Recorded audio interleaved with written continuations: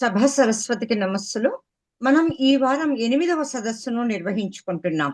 నవల రాద్దాం రండి సమూహ నిర్వాహకులు శ్రీ మేకా రవీంద్ర గారు, ఈ కార్యక్రమాన్ని నిర్విఘ్నంగా నడిపిస్తున్న శ్రీ కస్తూరి మురళీకృష్ణ గారు, నేటి కార్యక్రమంలో ప్రధాన వక్తగా పాల్గొంటున్న వారు డాక్టర్ చిత్తరువు మధు గారు. వారు వైద్యులు, నవలా కథా రచయిత. వారికి కార్యక్రమానికి సాదర ఆహ్వానం. మన కార్యక్రమానికి సాంకేతిక సహకారం అందిస్తున్న శ్రీ కొల్లూరి సోమశంకర్ గారికి, సమూహ సభ్యులందరికీ సాదర ఆహ్వానం పలుకుతూ, ముందుగా శ్రీ మేకా రవీంద్ర గారిని 2 మాటలు మాట్లాడవలసిందిగా కోరుతున్నాం.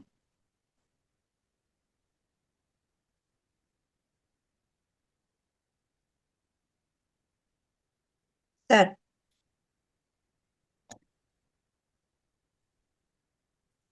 రవీంద్ర సార్. ఒక్క నిమిషం వచ్చింది. ఈ స్టాండ్ తెచ్చుకున్నా.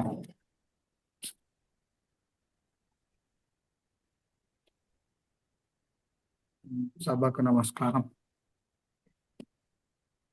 డాక్టర్ మధు చిత్తరావు గారికి స్వాగతం పలుకుతూ, నమస్తే.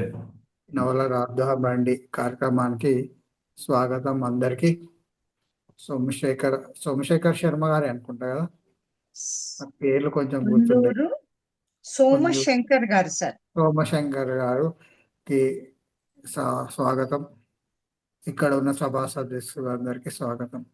నవల రండి రాద్దాం రండి ఈ కార్యక్రమం చేపట్టడానికి ముఖ్యమైన కారణం నవల ప్రక్రియ అనేది నేటి రోజుల్లో కానరాకుండా పోయింది. చర్చల్లో కూడా లేదు.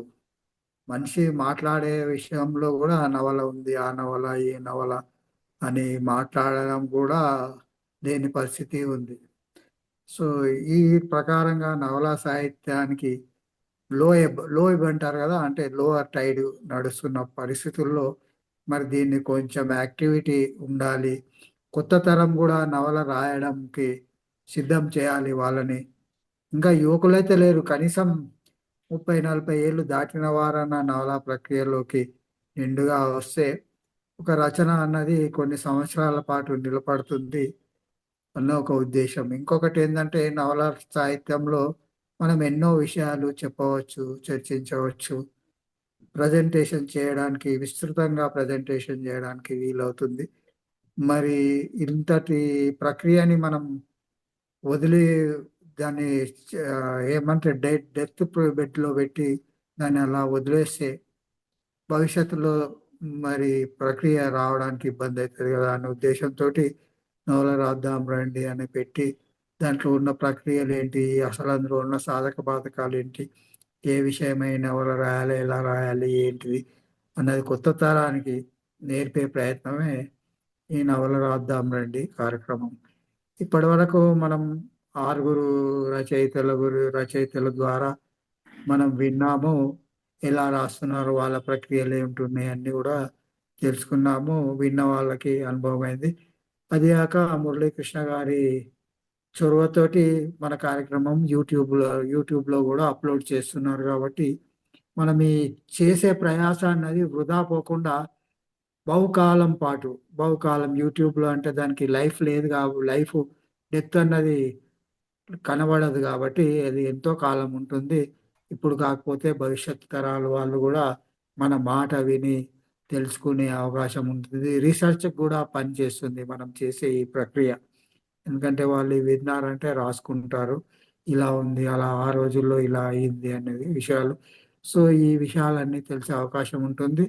మన ఆడియన్స్, మనకి ఇప్పుడు ఉన్న ఆడియన్స్, కనబడే ఆడియన్సే లెక్క కాకుండా మనం ఒక పెద్ద మహాసముద్రమైన ఆడియన్స్ని దృష్టిలో పెట్టుకొని మనం ఈ యాక్టివిటీ చేస్తున్నాము. కాబట్టి అందరూ అదే ఉద్దేశంతో ఈ యాక్టివిటీలో పాల్గొని వాళ్ళకి తెలిసిన విషయాలు మనం పంచుకుంటే భవిష్యత్తు తరాల్లో యంగర్ జనరేషన్, ఇప్పుడైతే ఎవరైతే 10 సంవత్సరాలు 15 సంవత్సరాలు ఉన్న యువకులు మరి భవిష్యత్తులో మన ఆడియోని వీడియోని చూస్తారేమో, ఆ లింక్స్ అలా వెళ్ళిపోతే మరి ఆ ఉద్దేశంతో చాలా చెప్పాలి. ఇప్పుడు మధు చిత్తరావు గారి సైంటిఫిక్ నవలల గురించి నేను కొంచెం పరిచయం చదివాను. అసలు సైంటిఫిక్ నవలలు రాయడమే కష్టం. ఎందుకంటే ఇమాజినేషన్ లెవెల్ చాలా ఎక్కువ ఉండాలి.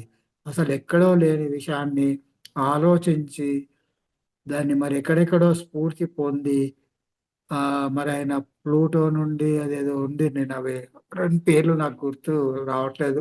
భూలోకం నుండి ప్లూటో వరకు, ప్లూటో నుండి భూలోకం వరకు ఇలాంటివన్నీ. మనకు సినిమా వచ్చింది 'జగదేక వీరుడు అతిలోక సుందరి' అని. అంటే స్వర్గం నుంచి ఇక్కడ మనకు ఒక దేవి వచ్చిన తర్వాత వారితోటి మాట్లాడి సో, ఇలాంటివి మనం 'స్టార్ వార్స్' అలా వచ్చినాయి గదా! ఇవన్నీ గూడా అవి సైంటిఫిక్ నవలలు, ఫ్యూచరిస్టిక్ నవలలు ఇలాంటియన్నీ భవిష్యత్తులో తెలియని విషయాలు. అంటే వీళ్ళు ఇమాజిన్ చేసినవే ఇప్పుడు వస్తున్నాయి యాక్చువల్‌గా. చరిత్ర మారిపోతుంది. అంటే మన ఆలోచన సరళి గూడా అలాగే ఉంటుంది. మరి ఇలాంటివన్నీ తెచ్చే ప్రక్రియలు మధుచిత్రరావు గారికి బాగా అనుభవం ఉంది. మరి వారు కార్డియాలజిస్టు, డాక్టర్, సీనియర్ డాక్టర్ అయ్యుండి సమయం తీసుకొని ఇన్ని నవలలు, ఇన్ని రచనలు చేయగలవేత్తలే చేయలేని పనిని భాషకు సంబంధం లేని వారు భాషను ఉపయోగించుకొని ఎన్నో విషయాలు చెప్పే ప్రయత్నం చేస్తున్నారు. వారికి నా అభినందనలు తెలుపుకుంటూ ఇంకా ఈ కార్యక్రమాన్ని ముందరికి కొనసాగించాలని దాసోజి గారిని కోరుతున్నాం.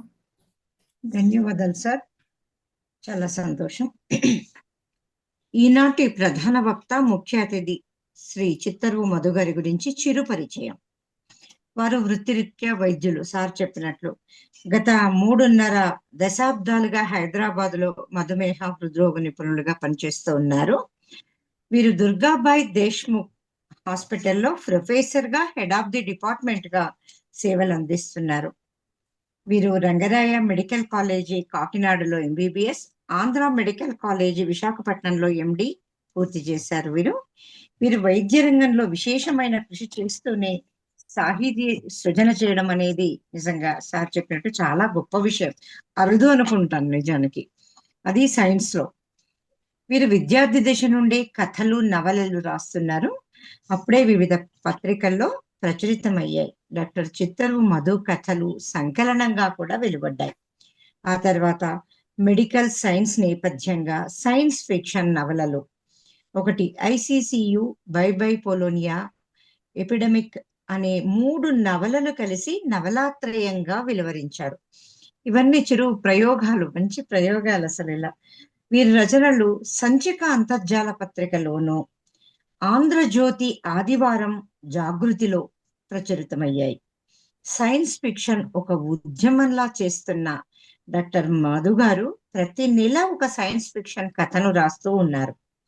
వీరి ఇతర రచనలు చూస్తే సాలెగూడు, కుజుడి కోసం, నీలి ఆకుపచ్చ, ఇలా war for mass, blue and green, 15 నవలలు తెలుగులో, 3 నవలలు ఆంగ్లంలో, 3 కథా సంపుటాలు వెలువడ్డాయి. ఇప్పటికీ నిత్యం రచనను కొనసాగిస్తూ అటు వైద్య వృత్తిని కొనసాగిస్తున్నారు. భారతీయ సనాతన సంప్రదాయం మీద వారు మాట్లాడిన కొన్ని ఉపన్యాసాలు నేను విన్నాను. చాలా చాలా లోతైన పరిశోధన ఉంటుంది. వారి రచనలు కూడా అదే విధంగా ఉంటాయి. వీరు నిరంతర సాహితీ కృషి ఇలాగే కొనసాగాలని, మన కొత్త కొత్త రచనలు రావాలని ఆకాంక్షిస్తూ, ఈ రోజు వారి రచనానుభవాలని, మన రచనలో మనకు అవసరమైన మెలకువల్ని అందిస్తారని ఆకాంక్షిస్తూ ఈ సభకు వారిని సాదరంగా ఆహ్వానిస్తున్నాం. ఆహ్వానం సార్. ధన్యవాదాలు. మీ ప్రసంగాన్ని కొనసాగించండి సార్. అందరికీ నమస్కారం అండి. నన్ను ఈ సమావేశంలో పిలిచి నా యొక్క నవల రచన అనుభవాలను చెప్పమని ఆహ్వానించినందుకు, ఈ అవకాశం ఇచ్చినందుకు మీ అందరికీ ధన్యవాదాలు. ముఖ్యంగా కస్తూరి మురళీకృష్ణ గారు ముందు నుంచి ప్రోత్సాహం చేస్తున్నారు.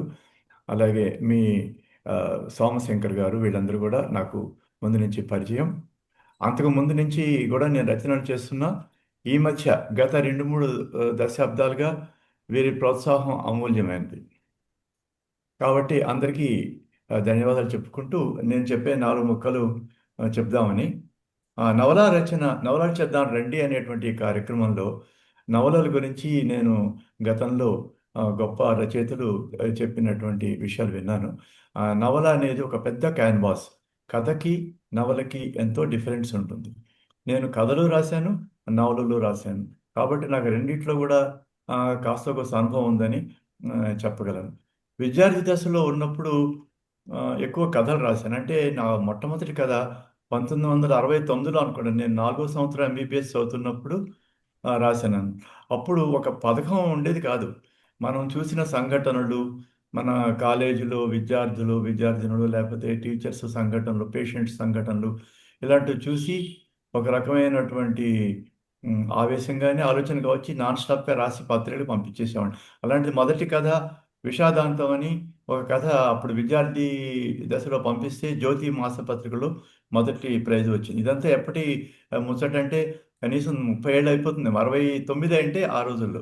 అలా వారు ప్రైజ్ ఇవ్వటం ఏమో గాని నాకు ఆసక్తి పెరిగింది. వరుసగా కథలు రాసుకుంటూ పోయానప్పుడు. ఆహ్, 'తలుపు', 'అందమైన ఆవలింత', 'ఎర్రపూలు' ఇలాంటి కథలు పడ్డాయి. అవి ఒక రకమైన టాపిక్‌కి చెందినవి కాదు. అప్పట్లో ఈ స్ట్రక్చర్ కథ ఎలా రాయాలి? ఈ స్ట్రక్చర్ ఎలా ఉండాలి? అనేటువంటి అవగాహన లేదు.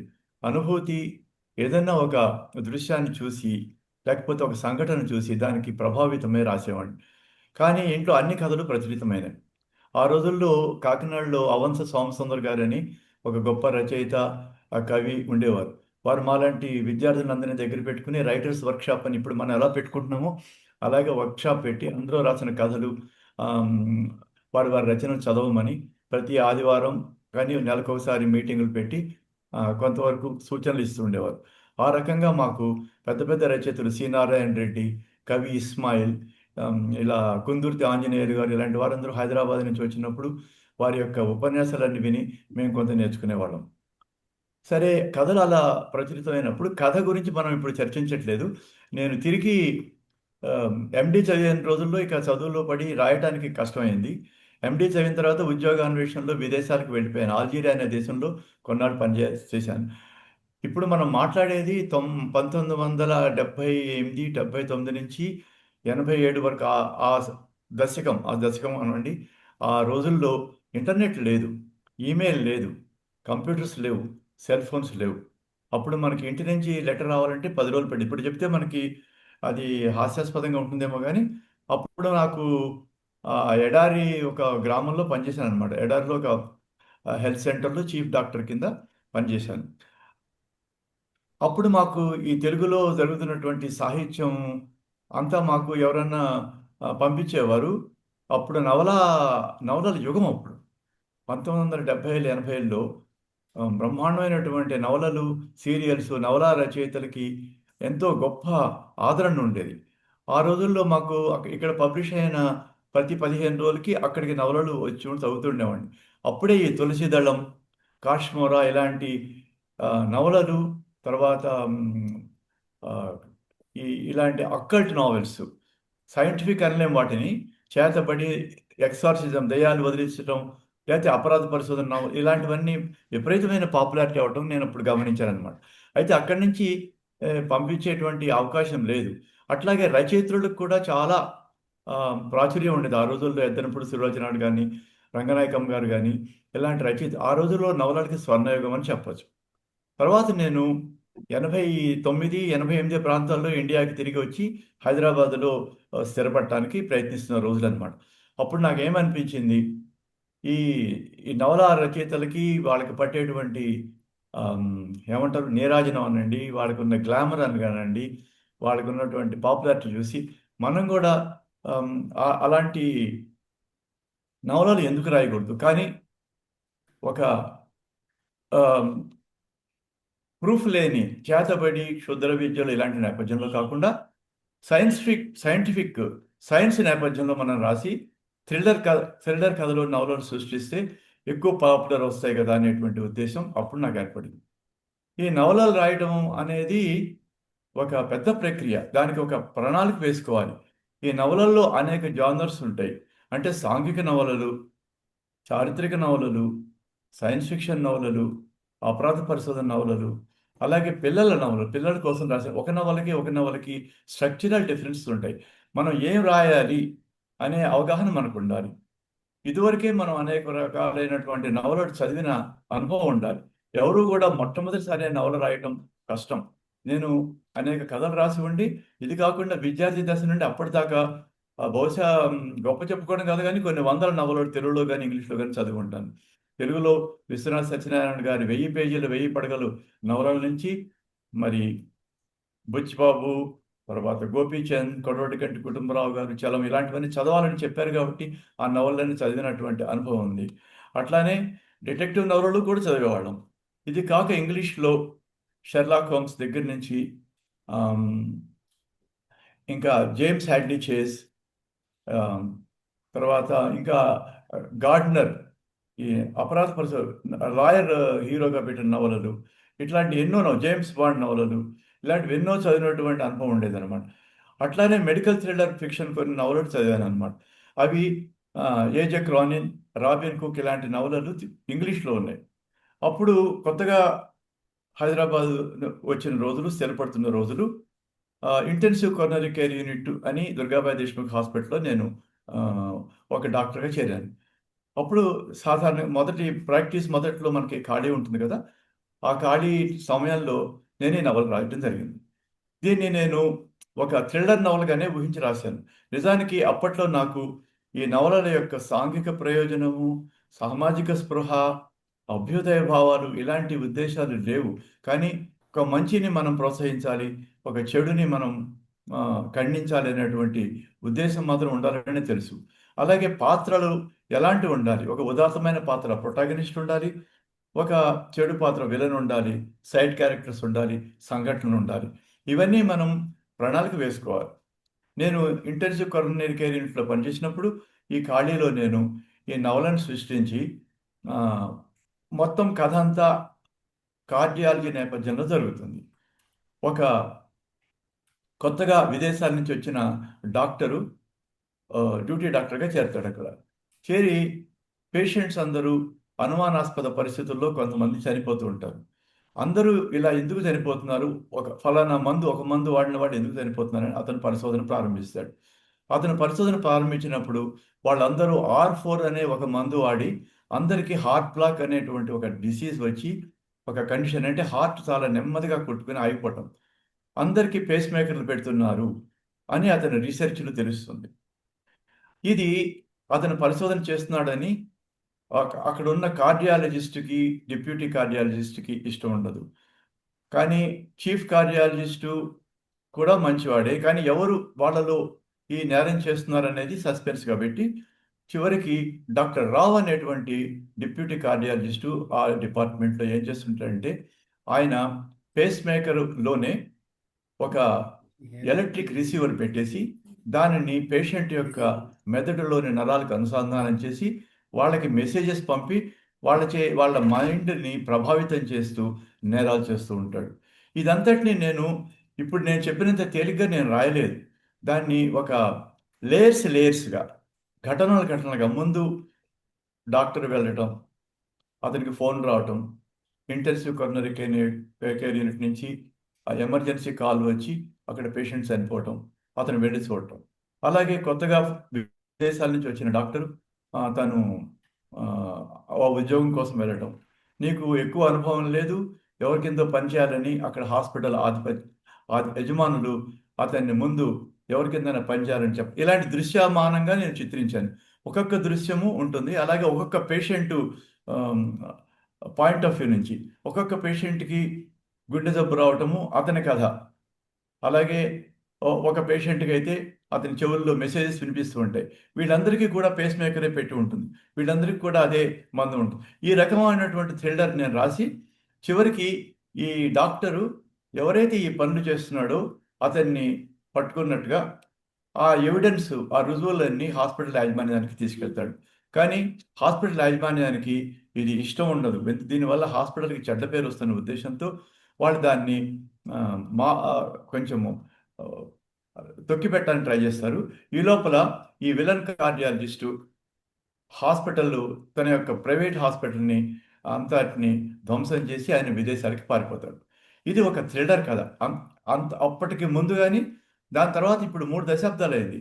ఈ intensive coronary care unit cardiology నేపథ్యంలో ఇలాంటి నవలు వచ్చినట్టు నాకు ఎక్కడా తెలియదు. నేను ఒక్కడే రాశానని అని అనుకుంటున్నాను నేను. ఇది వైద్య విజ్ఞాన విస్ఫోటనంగా వర్ణించబడింది. అయితే ఈ నవల రాసిన తర్వాత నాకు పబ్లిష్ చేయడానికి చాలా ఇబ్బందులు ఎదుర్కోవాల్సి వచ్చింది. ముందు మామూలుగానే నేను ఇప్పుడు మనకి పెద్దలు సూచించినట్టుగా కొంతమంది రచయితలకి ఇచ్చారు. ఇది చదవండి ఎలా ఉందో చూడమని. చాలామంది ఇలాంటివి ఎందుకు రాస్తావు? ఇలా రాయొద్దు, ఇది ఎవరు వేసుకుంటారని 3, 4 నెలలు అట్టు పెట్టుకొని చెప్పిన వాళ్ళు ఉన్నారు. తర్వాత వరుసగా ఆంధ్రభూమి, ఆంధ్ర ఇలాంటి జ్యోతి ఇలాంటి వారపత్రికల ఆఫీస్‌కి వెళ్ళేవాడిని. అక్కడికి వెళ్ళి ఆ ప్రింట్ ఇచ్చి మీరు పబ్లిష్ చేస్తారని అడుగుతుండేవాడిని. తర్వాత నాకు ఆంధ్రభూమి ఎడిటర్ గారు ఏమన్నారు, మీ నవలంతా ఇదేంటి ఇలా ఉంది, ఒక 10 పేజీల్లో జిస్ట్ రాసి ఇవ్వండి చూద్దాం అన్నారు. మొత్తం నవలంతటిని 10 పేజీల్లో జిస్ట్ మళ్ళీ ఎలా రాయటం, మార్పులు చేయడం నాకు కుదరలేదు. కొంతమంది ఇలా కాదు అలా రాయమని సలహా నేనేం మార్చలేదు. చివరికి వదిలేద్దాం అనుకున్న సమయంలో ఈ నవల రాసిన 5, 6 నెలలకి ఆంధ్రప్రభ ఆఫీసు వాకాటి పాండురంగరావు గారు అని ఎడిటర్ ఉన్నారు. వారు నాకు పర్సనల్‌గా తెలియదు. ఇది ఆఖరి ప్రయత్నం అని చెప్పేసి నేను వెళ్ళి వారికి అది ఇచ్చాను. అది చూసిన తర్వాత ఆయన ఇది నేను కార్డియాలజీ నేపథ్యంలో రాశానండి అంటే ఒకటే ప్రశ్న అడిగారు. దీంట్లో మెడికల్ ఎథిక్స్ అంటే వైద్య వృత్తిలో ఉన్నవాళ్ళు డాక్టర్లు అవలంబించాల్సిన నీతి నియమావళి దానికి ఎగనెస్ట్‌గా ఏమన్నా ఉందా? అంటే హిపోక్రటిక్ ఓత్‌లో నేను ఎవరికీ హార్మ్ చేయను, నేను ఎవరికీ విషం ఇవ్వను, నేను అబార్షన్స్ చేయను, నేను పేషెంట్‌ని రక్షించడానికే ఇలాంటివన్నీ కొన్ని ఉంటాయన్నమాట. అలాంటిది మీరు ఎలా రాయగలరు? ఒక డాక్టరు ఇలా చేస్తున్నట్టు అంటే నేనన్నాను ఈ నవలలో ఒక మంచి డాక్టరు, ఒక చెడు పనులు చేస్తున్న డాక్టర్‌ని పట్టుకోవటం అనేది వర్ణించానండి. కాబట్టి ఇది మెడికల్ ఎథిక్స్‌కి అనుకూలంగానే ఉందని నేను అనుకుంటాను అని అంటే ఆయన నేను చదివి చెప్తాను మీకు అన్నారు. 3 నెలలు సమయం అడిగారు. ఆ రోజుల్లో మనకి నవలలు అదే వారపత్రికల్లో బాగా పబ్లిష్ అయ్యాయి. నవల వారపత్రికలో రావటం అంటే ఒక కళలాగా ఉండేదనమాట. సరిగ్గా 3 నెలలకి వారి నుంచి నాకు ఫోన్ వచ్చింది. మీ నవల చాలా బాగుంది, పబ్లిష్ చేస్తున్నాం అని. అంతే కాకుండా దానికి ప్రకటనలిచ్చి గోపి గారు అనుకుంటా ఆయన చాలా బాగా బొమ్మలు వేసేవారు. ఆ బొమ్మలు వేసి అది ఒక సీరియల్‌గా వచ్చింది. దాన్ని చాలామంది అప్రిషియేట్ చేశారు. ఆ రకంగా నా రచన ఆహ్, ప్రస్థానం నవలల్లో ప్రారంభమైంది. కొత్త వాళ్ళకి నేను చెప్పే సలహా ఏంటంటే, నవల రాసుకున్నప్పుడు మీరు, మీరు అనుకున్నది మీరు ఏ జోనర్ అంటే సైన్స్ ఫిక్షన్‌లో రాద్దాం అనుకున్నామా? చారిత్రక ఫిక్షన్‌లో రాద్దాం అనుకున్నామా? సాంఘిక నేపథ్యంలో రాద్దాం అనుకున్నామా అనేది ముందు నిర్ణయించుకోవాలి. దానికి ఒక ప్రణాళిక వేసుకోవాలి. మీరు దాంట్లో పాత్రలు, వాటి స్వభావాలు క్షుణ్ణంగా కనీసం ఒక నోట్‌బుక్‌లో వాటి ప్రవర్తన, వాటి యొక్క వర్ణనలు చేయగలిగి ఉండాలి. వీటిల్లో డైరెక్ట్ నేరేటివ్ అంటే మామూలుగా కథ చెప్పినట్టుగా ముందు నుంచి లీనియర్ నేరేషన్ అంటారు. సంఘటన తర్వాత సంఘటన చెప్పుకుంటూ కథని చెప్పుకోవడం ఒక పద్ధతి అయితే, ఇండైరెక్ట్‌గా నాన్ లీనియర్ నేరేషన్ సంఘటనల రూపంలో ఒక వ్యక్తి నుంచి పాయింట్ ఆఫ్ వ్యూ నుంచి మరొక వ్యక్తి, మరొక పాత్ర చెప్పటం. అలా అన్ని దృశ్యాల్ని కలిపి చివరికి వాటిని అనుసంధానం చేయటం. ఈ ప్రక్రియ థ్రిల్లర్ ప్రక్రియలో ఉంటుంది. సాంఘిక నవలలో అయితే మనం పాత్ర పోషణ, మనకు తెలిసిన జీవితాన్ని చెప్పుకోవాల్సొస్తుంది. ఈ సందర్భంగా నేనేం చెప్తాను, నేను ఎక్కువ మెడికల్ నేపథ్యంలోనే సైన్స్ ఫిక్షన్ రాశాను కాబట్టి, సైన్స్ ఫిక్షన్ రచనల గురించే ఎక్కువగా కాన్సంట్రేట్ చేస్తాను. ఈ వైద్య విజ్ఞాన నేపథ్యంలో ఈ డాక్టర్ రావ్ అనే విలన్ని డాక్టర్ రవి అని అతను పట్టుకున్న తర్వాత, ఈ డాక్టర్ రావ్ పారిపోతాడు. పారిపోయి వేరే విదేశాలకెళ్ళిపోతాడు. తర్వాత నాకు కొన్ని విమర్శలొచ్చినాయి. కొన్ని చాలా ప్రశంసలొచ్చినాయి. నేనేమనుకున్నానంటే చాలామంది సాంఘిక నవలలు రాస్తున్నారు. మనము ఈ వైద్య విజ్ఞాన నేపథ్యంలో వరుసగా రాసుకుంటూ పోదాం అనుకున్నాను. కానీ వాటికి పబ్లిషింగు చేయడానికి కొంత ఇబ్బందయింది. ఇలాంటివి పబ్లిష్ చేయాలంటే కష్టము అని చెప్పేసి చేశారు. మొదటిసారి పబ్లిష్ చేసిన అతను దాన్ని పేరు మార్చి ఏదో సీక్రెట్ కిల్లర్ అని పేరు పెట్టి కవర్ పేజీ కూడా సరైనది వేయకుండా చేస్తే నేను చాలా బాధపడ్డాను. నేను అప్పుడు నిర్ణయించుకున్నాను. నా నవలలు నేనే పబ్లిష్ చేసుకొని వాటిని ప్రచురణ చేసుకోవాలి అనుకుని. సో, అది ఆ తర్వాత 2007లోనే ఈ నవల నేను పబ్లిష్ చేయడం జరిగింది. ఆ తర్వాత నేను ట్రయాలజీ అంటే ఒకే విలను, ఒకే హీరో ఈ థ్రిల్లర్‌లో ఉండి ఎందుకంటే మొదటి నవలలో డాక్టర్ రావ్ అనే విలన్ చనిపోలేదు. అతను తన క్లినిక్కు హ్మ్, మంటలు పెట్టేసేసి పారిపోయాడు విదేశాలకి. సో, దాన్ని మళ్ళీ కంటిన్యూ చేయడానికి కానీ ఈసారి నేనేం చేశానంటే 'బై బై పోలోని' అనేటువంటి మరొక నవల రాశాను. ఈ నవలల్లో మెడికల్ నేపథ్యమే కాకుండా అంతరిక్ష యాత్రికులు రావటం, గ్రహాంతర యాత్రికులు రావటం, వారిని ఈ డాక్టర్ మళ్ళీ మ్యానిపులేట్ చేయడం. అంటే ఈ డాక్టర్కి ఎప్పుడు సైన్సు చెడ్డ పరిణామాలకి వాడుకోవటం అతనికి ఇంట్రెస్ట్. ఇతను ఒక doctor villain, very much interested in science, but he will do it for his personal gains అనమాట. అతను సహారా ఎడారిలో పనిచేస్తున్నప్పుడు ఒక గ్రహాంతర యానాలు జరుగుతూ ఉంటాయి. గ్రహాంతర నౌక ఒకటి చెడిపోయి సహారా ఎడారిలో దిగిపోతుంది. ఆ గ్రహాంతర యాత్రికులు చాలా శక్తులు ఉన్నవాళ్ళు, అంటే మన గ్రహంలో ఉన్న వాళ్ళకంటే వేరే గ్రహం టైటాన్ అనే గ్రహంలో ఉన్న వాళ్ళకి శక్తులు ఉంటాయి. వాళ్ళకి కాల ప్రయాణం ఉంటుంది, వాళ్ళకి అతీత శక్తులు ఉంటాయి, గాలిలో ఎగరటము, గోడల నుంచి తోటి ఇలాంటి శక్తులు ఉంటాయి. కానీ వాళ్ళ గ్రహాంతర నౌక కాంతి ప్రయాణాలతో వేగం చేసే నౌక చెడిపోవడంతో, సహారా ఎడారిలో దిగడంతో వాళ్ళకి తేళ్లు కుడతాయి. నేను అక్కడ పనిచేశాను కాబట్టి అక్కడ వాతావరణం నాకు తెలుసు. అక్కడ మాకు రోజు తేలు కుట్టిన పేషెంట్స్ వస్తుండేవాడు. అది నేను వర్ణించాను. ఈ డాక్టర్ రావు అక్కడికి ఆ సహారా ఎడారిలో ఈవినింగ్ వాక్కో దానికో వ్యాఖ్యాలకు వెళ్ళినప్పుడు ఈ చెడిపోయినటువంటి గ్రహాంతర నౌకను బాగు చేసే ప్రయత్నంలో వాళ్ళు ఉండగా వాళ్ళకి తేళ్లు కొట్టి వాళ్ళు అన్కాన్షియస్నెస్గా ఉండటం గమనిస్తాడు.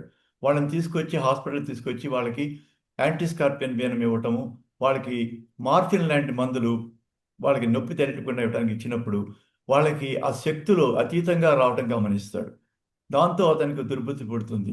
వాళ్ళ నౌక చెడిపోవటానికి వాళ్ళు బాగు చేసుకోలేరు. అతనికి బందీలుగా మారిపోతారు. అతను వాళ్ళని ఈ ఓపియం, మార్ఫిన్ వాళ్ళకి ఎడిక్ట్గా తయారు చేసి వాళ్ళకి జంకీస్గా, ఆ మాదక ద్రవ్యాలకు బానిసలుగా తయారు చేసి మళ్ళీ అతను వాళ్ళని గ్రహాంతర వ్యక్తుల శక్తులని తన యొక్క నేర చరిత్రకి, అంటే దోపిడీలకి, ఇలాంటి వాటికి ఉపయోగించుకుంటాడు. ఇది సూక్ష్మంగా ఆ బైపై పోలోనియా ఇతివృత్తం అనమాట. పోలోనియా అంటే దాంట్లోనే ఒక క్యారెక్టర్. వాళ్ళు ముగ్గురు కపుల్స్, పోలోనియా, పోలోనియస్, జూలియా, జూలియస్, ఈ రకమైన పేర్లతో ఉంటారనమాట. వీళ్ళు కాల ప్రయాణికులు. మళ్ళీ ఇక్కడ డాక్టరు మన హైదరాబాద్ నుంచి వచ్చినటువంటి, అక్కడికి వెళ్ళి సెటిల్ అయినటువంటి, అదే హాస్పిటల్లో పనిచేసిన అభిజిత్, శిల్ప అనే దంపతులు ఈ డాక్టర్ని ఇన్వెస్టిగేట్ చేసి అతను చేసే నేరాల్ని పట్టుకోవటం ఈ బైబై పోలోనియా ఇతివృత్తం. ఈ నవల నాకు చాలా పేరు తెచ్చింది. దీనికి ద హిందూలో కూడా రివ్యూస్ వచ్చినాయి. ఆ తర్వాత చాలామంది మెచ్చుకున్నారు. అయితే దీనికి ఈ నవల రాయడానికి కూడా నేను పథకాలు, పాత్రల క్యారెక్టర్స్ అన్ని రాసుకోవటం, నేను అల్జీరియా దేశంలో పనిచేసినటువంటి అనుభవాలు నాకు చాలా ఉపయోగపడ్డాయి. అయితే సైన్స్ ఫిక్షన్ నవల కాబట్టి మనం కాల ప్రయాణం అంటే ఏంటి, కాలంలో వెనక్కి వెళ్ళటం, ముందుకు వెళ్ళటం, దీంట్లో సాధక బాధకాలు ఏంటి, దీనికి నిజంగా సైంటిఫిక్ ఎవిడెన్స్ ఉందా, ఇలాంటివన్నీ మనం చేయాలి. అది ఇప్పుడే మీకు సైన్స్ ఫిక్షన్లో ప్రిన్సిపల్స్ గురించి చెప్తాను. తర్వాత నేను ఇదే విలన్ పెట్టి డాక్టర్ రావు మళ్ళీ ఈ బైబై పోలోనియా అనే నవల్లో చివరికి గ్రహాంతర యాత్రికులకి డాక్టర్ సహాయం చేయటం వల్ల అతను పట్టుబడతాడు. కానీ అతన్ని చంపకుండా ఇతని తగిన శిక్ష కాలంలో వెనక్కి తోసి, కాలంలో ఒక 400 సంవత్సరాలు వెనక్కి తోసి అతన్ని అక్కడ బందీగా ఉంచడం ఒకటే శిక్షని, ఆ గ్రహాంతర యాత్రికులు అతన్ని కాలంలో వెనక్కి 400 సంవత్సరాలు వెనక్కి తోసేసి వాళ్ళు వెళ్ళిపోతారు. మూడో నవల ఎపిడెమిక్ నవలలో అక్కడి నుంచి స్టార్ట్ అవుతుంది. ఈ కాలంలో దక్కన్ పీఠభూమిలో 400 సంవత్సరాల క్రితం ఒక అరణ్యంలో ఉన్న ఈ విలన్ డాక్టరు మళ్ళీ అక్కడ సెటిల్ అయ్యి అక్కడ ఒక కోయమ్మని పెళ్లి చేసుకుని అతను మళ్ళీ తన ప్రజెంట్ వర్తమానంలో రావడానికి ప్రయత్నిస్తూ ఉంటాడు. అతనికి మళ్ళీ గ్రహాంతర యానం చేసేటువంటి యాత్రికులు దొరుకుతారు. వాళ్ళకి వైద్యం చేసి అతను మళ్ళీ వర్తమానంలోకి వస్తాడు. ఈసారి అతను బుద్ధి పోదు. మళ్ళీ 2000 ఇయర్లో జరిగినటువంటి స్టోరీ అనమాట. మళ్ళీ అతను ఒక ల్యాబొరేటరీ పెట్టి వైరస్లని ఏరోసాల్స్గా పౌడర్ కింద తయారు చేసి వాటిని టెర్రరిస్టులకి ఇంకా ఇతర దుర్మార్గాలు చేసి వాళ్ళకి అమ్ముతూ డబ్బు సంపాదిస్తుంటాడు. అతను చేసిన పనులకి వల్ల హైదరాబాద్లో పెద్ద ఎపిడమిక్, అంటువ్యాధి మహమ్మారి వస్తుంది. ఈ మహమ్మారి రావటం వల్ల హైదరాబాద్లో జనం అంతా హైదరాబాద్ విడిచి వెళ్ళిపోవాల్సిన పరిస్థితి వస్తుంది. దాన్ని మళ్ళీ హీరో డాక్టర్ అభిజిత్ కానీ, శిల్ప కానీ వాళ్ళు మళ్ళీ ఇన్వెస్టిగేట్ చేసి, ఎందుకంటే వాళ్ళ పాపకే ఆ జబ్బు చేస్తుంది, ఆ వైరస్ ఎపిడమిక్ని వాళ్ళు ఇన్వెస్టిగేట్ చేసి దాని యొక్క ఇండెక్స్ కేసు, వచ్చినటువంటి కేసు ఈ డాక్టర్ రావు ల్యాబొరేటరీ నుంచి వస్తుందని కనిపెట్టి అతన్ని పట్టుకోవటం మూడో నవల ఇతివృత్తం ఎపిడమిక్. అంటే నేను చెప్పేది ఈ ఎపిడమిక్ అనే నవల మనకి ఈ మధ్య వచ్చిన 2020లో వచ్చిన కరోనా ఎపిడమిక్ చాలా రోజుల ముందే ఊహించి రాసినటువంటి నవల అనమాట. కాబట్టి వైజ్ఞానిక కల్పనా సాహిత్యం అంటే నిర్వచనం ఏంటో మనం చూద్దాం ఇప్పుడు. వైజ్ఞానిక కల్పనా సాహిత్యం అంటే ప్రస్తుత సైన్స్ ఆధారంగా భవిష్యత్తులో ఏం జరుగుతుందో ఊహించి రాసేటువంటి సాహిత్యాన్ని వైజ్ఞానిక కల్పనా సాహిత్యం అంటారు. మామూలు సైన్స్ గురించి సరళంగా చెప్పేది అది ఫిక్షన్ కాదు. అది మామూలుగా సైన్స్ గురించి వివరాల గురించి చెప్పేది పాపులర్ సైన్స్. మామూలుగా ఇప్పుడు మనకి నండూరు రామ్మోహన్ రావు గారు కానీ ఇలాంటి వాళ్ళందరూ రాసినది ఈ యాక్చువల్గా జరిగే సైన్స్. సైన్స్ ఫిక్షన్ ఏం చేస్తుంది? ప్రస్తుతం ఉన్నటువంటి సైన్స్ ఆధారంగా భవిష్యత్తులో ఎలా జరగచ్చు. ఫర్ ఎగ్జాంపుల్, ఇప్పుడు నేను 20 ఏళ్ల క్రితం ఈ రాసింది అప్పుడు ఇలా జరుగుతుందా అని అనుమానం వినిపించే వాళ్ళు ఉండొచ్చు. అప్పుడు సెల్ ఫోన్స్ లేవు. అప్పుడు ఫోన్లోనే అప్పుడు ఇలాంటి బ్రెయిన్లో ఏర్పరిచే పరికరాలు లేవు. అది ఇలా జరగపోవచ్చు అని ఊహించి రాశాను కాబట్టి అది సైన్స్ ఫిక్షన్ అవుతుంది. అట్లాగే ఇప్పుడు మనం చూద్దాం. ఇప్పుడు పరిస్థితులు బట్టి మనకి ఇంటర్నెట్ అనేది ఆ తర్వాత వచ్చింది. అంతర్జాలం వచ్చింది. దాని తర్వాత సెల్ ఫోన్స్ వచ్చినాయి. ఇవాళ మనం మొబైల్ ఫోన్లో అన్ని ట్రాన్సాక్షన్స్ చేస్తున్నాం. మొబైల్ ఫోన్లో బ్యాంక్ ట్రాన్సాక్షన్స్, విదేశాలతో మాట్లాడటం. ఇప్పుడు ప్రస్తుత సమావేశం కూడా మనం అంతర్జాలంలో చేస్తున్నాం. ఇది ఒకప్పుడు ఒక 1950లో రాసామనుకోండి, అది సైన్స్ ఫిక్షన్ అయ్యేది. ఇప్పుడు రాసేది ఇప్పటి సైన్స్. ఇప్పుడు అందరికీ ఆశ్చర్యం ఉండదు. ఇప్పుడు మామూలుగా జరిగేది. ఇలా భవిష్యత్తులో సైన్స్ మనని ఎలా మారుస్తుంది, మంచికి కానీ చెడుకు కానీ. అది దాన్ని మంచిగా ఎలా వాడతారు, చెడుకు ఎలా వాడతారు, ఇలా ఊహించేదే సైన్స్ ఫిక్షన్. అంటే ఇప్పుడు మీకు అర్థమవుతుంది అనుకుంటాను. ఇప్పుడు నేను ఆ రోజుల్లో రాసింది చేత్తో రాసుకున్నాను నవలంతా. కనీసం నాకప్పుడు టైప్ మెషిన్ లేదు, కంప్యూటర్స్ లేవు. సో ఎన్నో నెలలు రాసి దాన్ని ఫెయిర్ చేసి ఆ వ్రాత ప్రతిని మనం వాళ్ళకి ఇచ్చేవాళ్ళం. ఈ రోజున నేను ఇంకా రాస్తున్నాను. ఇప్పుడు ఎలా చేస్తున్నాను? మొబైల్ ఫోన్లో స్పీచ్ టు టెక్స్ట్, మొబైల్ ఫోన్లో మాట్లాడుతుంటే అది వెంటనే తెలుగు రాసేస్తుంది. దాన్ని వెంటనే తప్పులు దిద్దుకుని చేయి పెట్టకుండానే దాన్ని అదే రకంగా మన సంచికకో ఏదైనా మ్యాగజైన్‌కో పంపిస్తుంది. వాళ్ళు అలాగే పబ్లిష్ చేస్తున్నారు డిజిటల్ రూపంలో. అదే మళ్ళీ మనకి వాళ్ళు ఏమైనా పారితోషికం ఇస్తే మళ్ళీ అదే మొబైల్‌కి మనకి ఇవన్నీ కనుక మనం ఒక 50 ఏళ్ల క్రితం రాసామనుకోండి, ఇదేంటి ఎలా జరుగుతుందని చెప్పేసి అనుకునేవారు. కాబట్టి వైజ్ఞానిక కల్పన అంటే పూర్తి కల్పన కాదు. వైజ్ఞానికంగా ఏం జరుగుతుందో, జరగవచ్చో ఊహించి రాసేది. దీంట్లో వినోదం ఉంటుంది, విజ్ఞానం ఉంటుంది. కాబట్టి సైన్స్ ఫిక్షన్ నిర్వచనం అర్థం చేసుకోవాలి. పూర్వం మొట్టమొదటి సైన్స్ ఫిక్షన్ నవల్‌గా గుర్తించబడింది మేరీ షెల్లీ అనే ఒక రచయిత్రి రాసింది 'ఫ్రాంకెన్‌స్టైన్' అనేటువంటి నవల. అది 1880లో ఆవిడ రాసింది. ఆ రచయిత్రి ఏం రాసిందంటే, ఒక సైంటిస్ట్ ఉంటాడు. ఒక చనిపోయిన శవాన్ని ఒక ఎలక్ట్రోడ్ అంటే సారీ ఎలక్ట్రోడ్స్ అంటే వీటిని ఏమంటారు? విద్యుత్ తరంగాలు. ఒక తుఫాన్ వచ్చినప్పుడు ఉరుము, మెరుపులు వస్తాయి. పిడుగు పడుతుంది. ఆ పిడుగులోంచి అతనికి మళ్ళీ ప్రాణం పోస్తుంది ఆ శవానికి. ఆ ఫ్రాంకెన్‌స్టైన్ అటువంటి ఆ సైంటిస్టు, ఇది చాలామంది ఆ మాన్స్టర్ పేరు అనుకుంటారు. ఫ్రాంకెన్‌స్టైన్ అనేది ఆ శాస్త్రజ్ఞుడి పేరు. ఆ శాస్త్రజ్ఞుడు ఏం చేస్తాడు? ఆవిడ ఎలా రాస్తుంది కథ మేరీ షెల్లీ, ఆ శవానికి ప్రాణం పోసి మళ్ళీ దానికి జీవం వచ్చేట్టు చేస్తాడు. దానికి చేయటానికి అతను ఎలా కనిపెడతాడంటే, ఆ ఉరుములోంచి, పిడుగులోంచి అతని శరీరంలోకి కరెంట్ ప్రవహించి అతను బతికేట్టు చేస్తాడు. అయితే అతను ఒక మాన్స్టర్‌ని సృష్టిస్తాడు. ఆ మాన్స్టర్‌కి చావు లేదు. చివరికది అందరినీ చంపేస్తూ తనని సృష్టించిన ఆ శాస్త్రజ్ఞుడి మీదే పడుతుంది. ఇది మొట్టమొదటి సైన్స్ ఫిక్షన్‌గా గుర్తించారు. ఆ తర్వాత మనకి యూరోప్‌లో ఇండస్ట్రియల్ రివల్యూషన్ వచ్చింది. ఇండస్ట్రియల్ రివల్యూషన్ అంటే ఈ స్టీమ్ ఇంజను, ఆవిరి యంత్రము, తర్వాత ఎలక్ట్రిసిటీ, తర్వాత కార్లు ఇలాంటివన్నీ. ఆ తర్వాత క్రమక్రమంగా విమానాలు ఇవన్నీ వచ్చినాయి. ఆ నేపథ్యంలో క్రమక్రమంగా మనకి సైన్స్ నేపథ్యంలో రచనలు రావటం మొదలుపెట్టినాయి. మనకి టెలిస్కోపు ఇవన్నీ కనిపెట్టడం వల్ల గ్రహాలు, నక్షత్రాల గురించి జ్ఞానం పెరిగింది.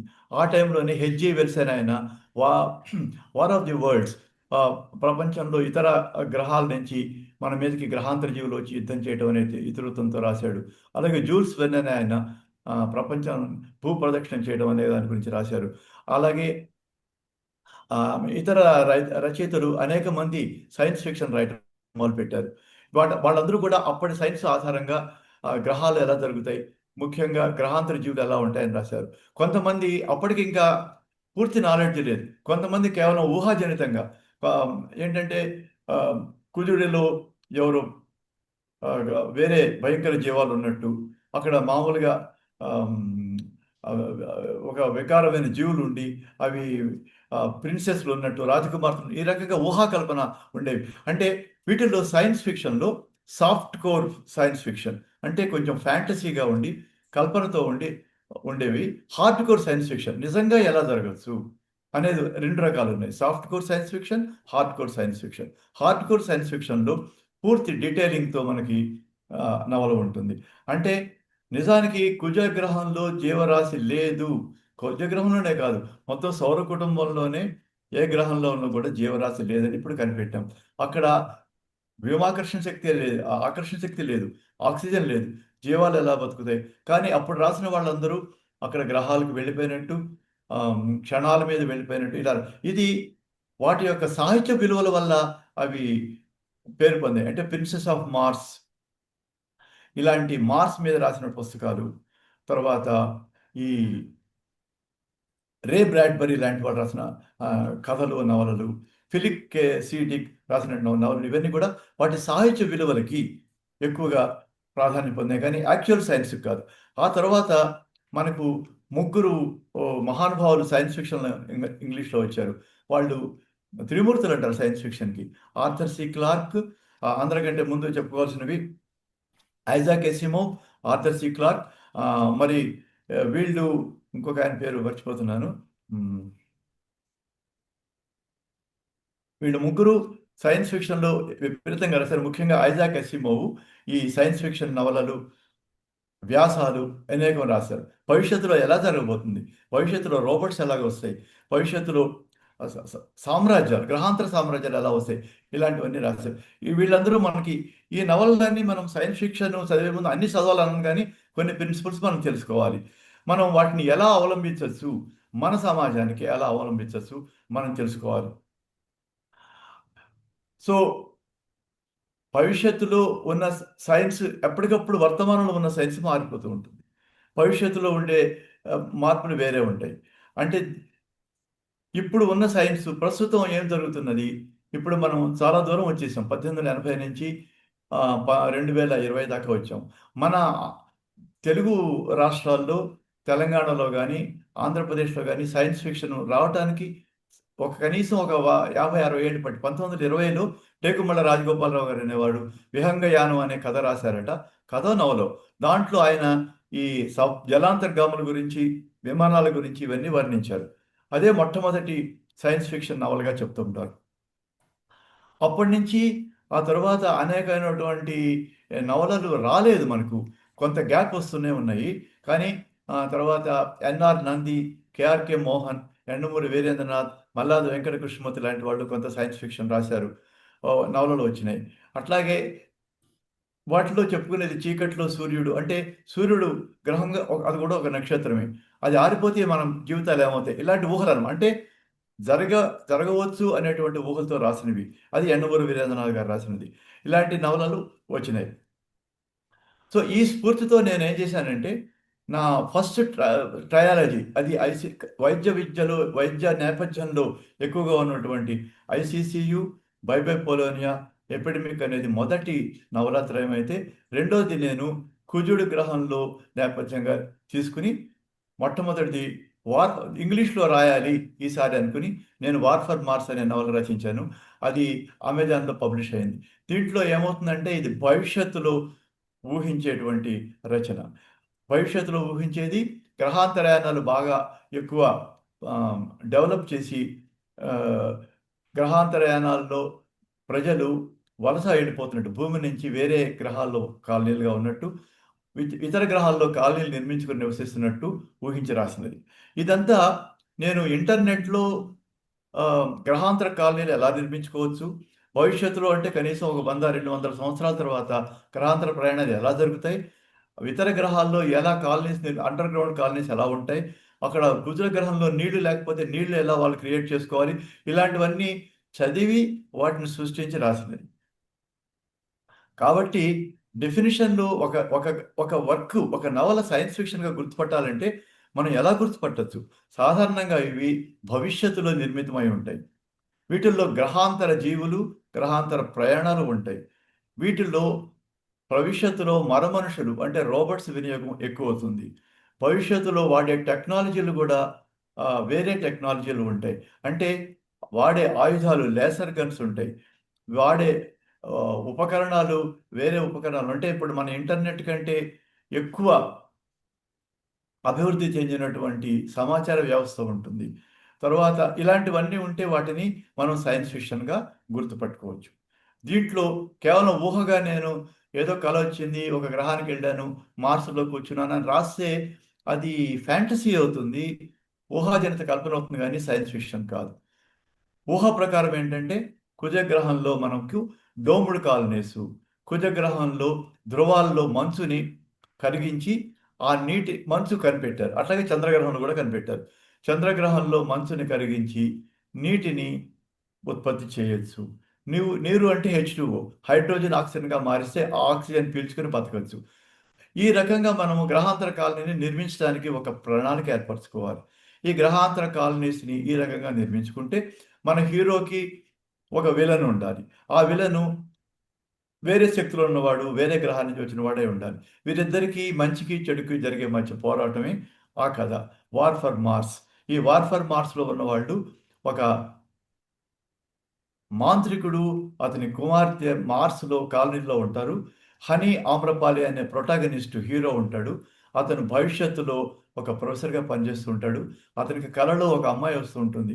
ఆ అమ్మాయి కుజగ్రహంలో ఉన్నదిగా ఊహిస్తాడు. ఆ అమ్మాయిని ఏమైనా సరే కలుసుకోవాలనే ఉద్దేశంతో ఆ రోజుల్లో అతను అంటే భవిష్యత్తులో అతను గ్రహాంతరయానానికి టికెట్ కొనుక్కొని వెళ్ళి ఆమెను చూడాలని అక్కడికి వెళ్తాడు. అక్కడికి వెళ్ళేసరికి తీరా చూసేసరికి ఆ కాలనీ వేరే కాలనీ ఉంటుంది. మాంత్రికుల కాలనీ. అక్కడికి ఎలాగోలా స్మగుల్ అయ్యి వెళ్తాడు. వెళ్తే ఆమె ఒక మాంత్రికురాలు. ఆమె ఒక అందమైన యువతి కాదు. ఆమెకు 1000 సంవత్సరాలు ఉన్నటువంటి మంత్రగత్తె. ఆమెకు వేరే పవర్స్ ఉంటాయి. ఆమె తండ్రి కూడా ఒక చక్రవర్తి, సమూరా అనే చక్రవర్తి. ఆమె పేరు సయోని. వాళ్ళిద్దరూ అతన్ని ఆహ్, బెదిరించి అతనికి శక్తులున్నట్టుగా గ్రహించి అతన్ని ఆ మార్స్‌లోనే ఒక మౌంట్ ఒలింపస్ అనే ఒక పర్వతం ఉంటుంది. దాని మీద ఔషధాలుంటాయి. ఆ ఔషధం అంటే అమృతత్వం కలిగించే ఔషధం తీసుకురావడానికి అతన్ని వినియోగించుకుంటారు. అతనికి వేరే గ్రహాంతర వ్యక్తులతో కలిపి ఒక టీమ్ ఏర్పాటు చేసి వాళ్ళందరినీ అక్కడికి పంపించి ఆ ఔషధం తెప్పించుకుంటారు. ఇమ్మోర్టాలిటీ అమృతత్వం కోసం. ఈ రకంగా కథ సాగిపోతుంది. ఆ మార్స్‌లో ఉన్నటువంటి మానవ కాలనీకి, మార్స్‌లో ఉన్నటువంటి మాంత్రికుల కాలనీకి మధ్య పోరాటంలో ఈ హనీ ఆమ్రపాలి అనే వ్యక్తి హీరో. అతను ఇరుక్కుని వాళ్ళిద్దరికీ సమన్వయం చేస్తాడు. అది మొదటి కథలో వస్తున్నది. ఈ కథ నేనే తెలుగులో ట్రాన్స్‌లేట్ చేసి 'రచన' అనేటువంటి అంత అది మామూలు ప్రింట్ మ్యాగజైన్‌లో సీరియల్‌గా వచ్చింది. ఆ తర్వాత దానికి కొనసాగింపుగా అదే మాంత్రికుడు, అదే మాంత్రికురాలు విలన్స్‌గా వాళ్ళు మళ్ళీ భూమికి వస్తారు. భూమికి వచ్చినప్పుడు ఈ మళ్ళీ హనీ ఆమ్రపాలి భూమిలో వచ్చి ప్రొఫెసర్‌గా పనిచేస్తున్నప్పుడు మళ్ళీ వాళ్ళు ఒక మంత్ర వస్తువు కోసం వస్తారు. ఈసారి ఈ మంత్ర వస్తువు ఒక భైరవ గుడిలో ఉంటుంది. అది ఒక సిల్వర్ క్యాండిల్ దానికి పవర్స్ ఉంటాయి. దాన్ని వాడు చేసుకోవడానికి వచ్చినప్పుడు ఇతను వాళ్ళని అడ్డగించుకోవడం ఈ రకంగా కథ సాగుతుంది. అయితే దీన్ని నేను ఒక్కొక్క గ్రహంలో ఒక్కొక్క మాంత్రిక వస్తువుని పట్టుకోవడానికి ఆ మాంత్రికులు వచ్చినట్టు, ఈ హనీ ఆమ్రపాలి వాళ్ళని అడ్డుకుని, వాళ్ళ యొక్క ప్రయత్నాలు అడ్డుకున్నట్టు రాద్దాం 7 పుస్తకాలు రాద్దాం అనుకున్నాను.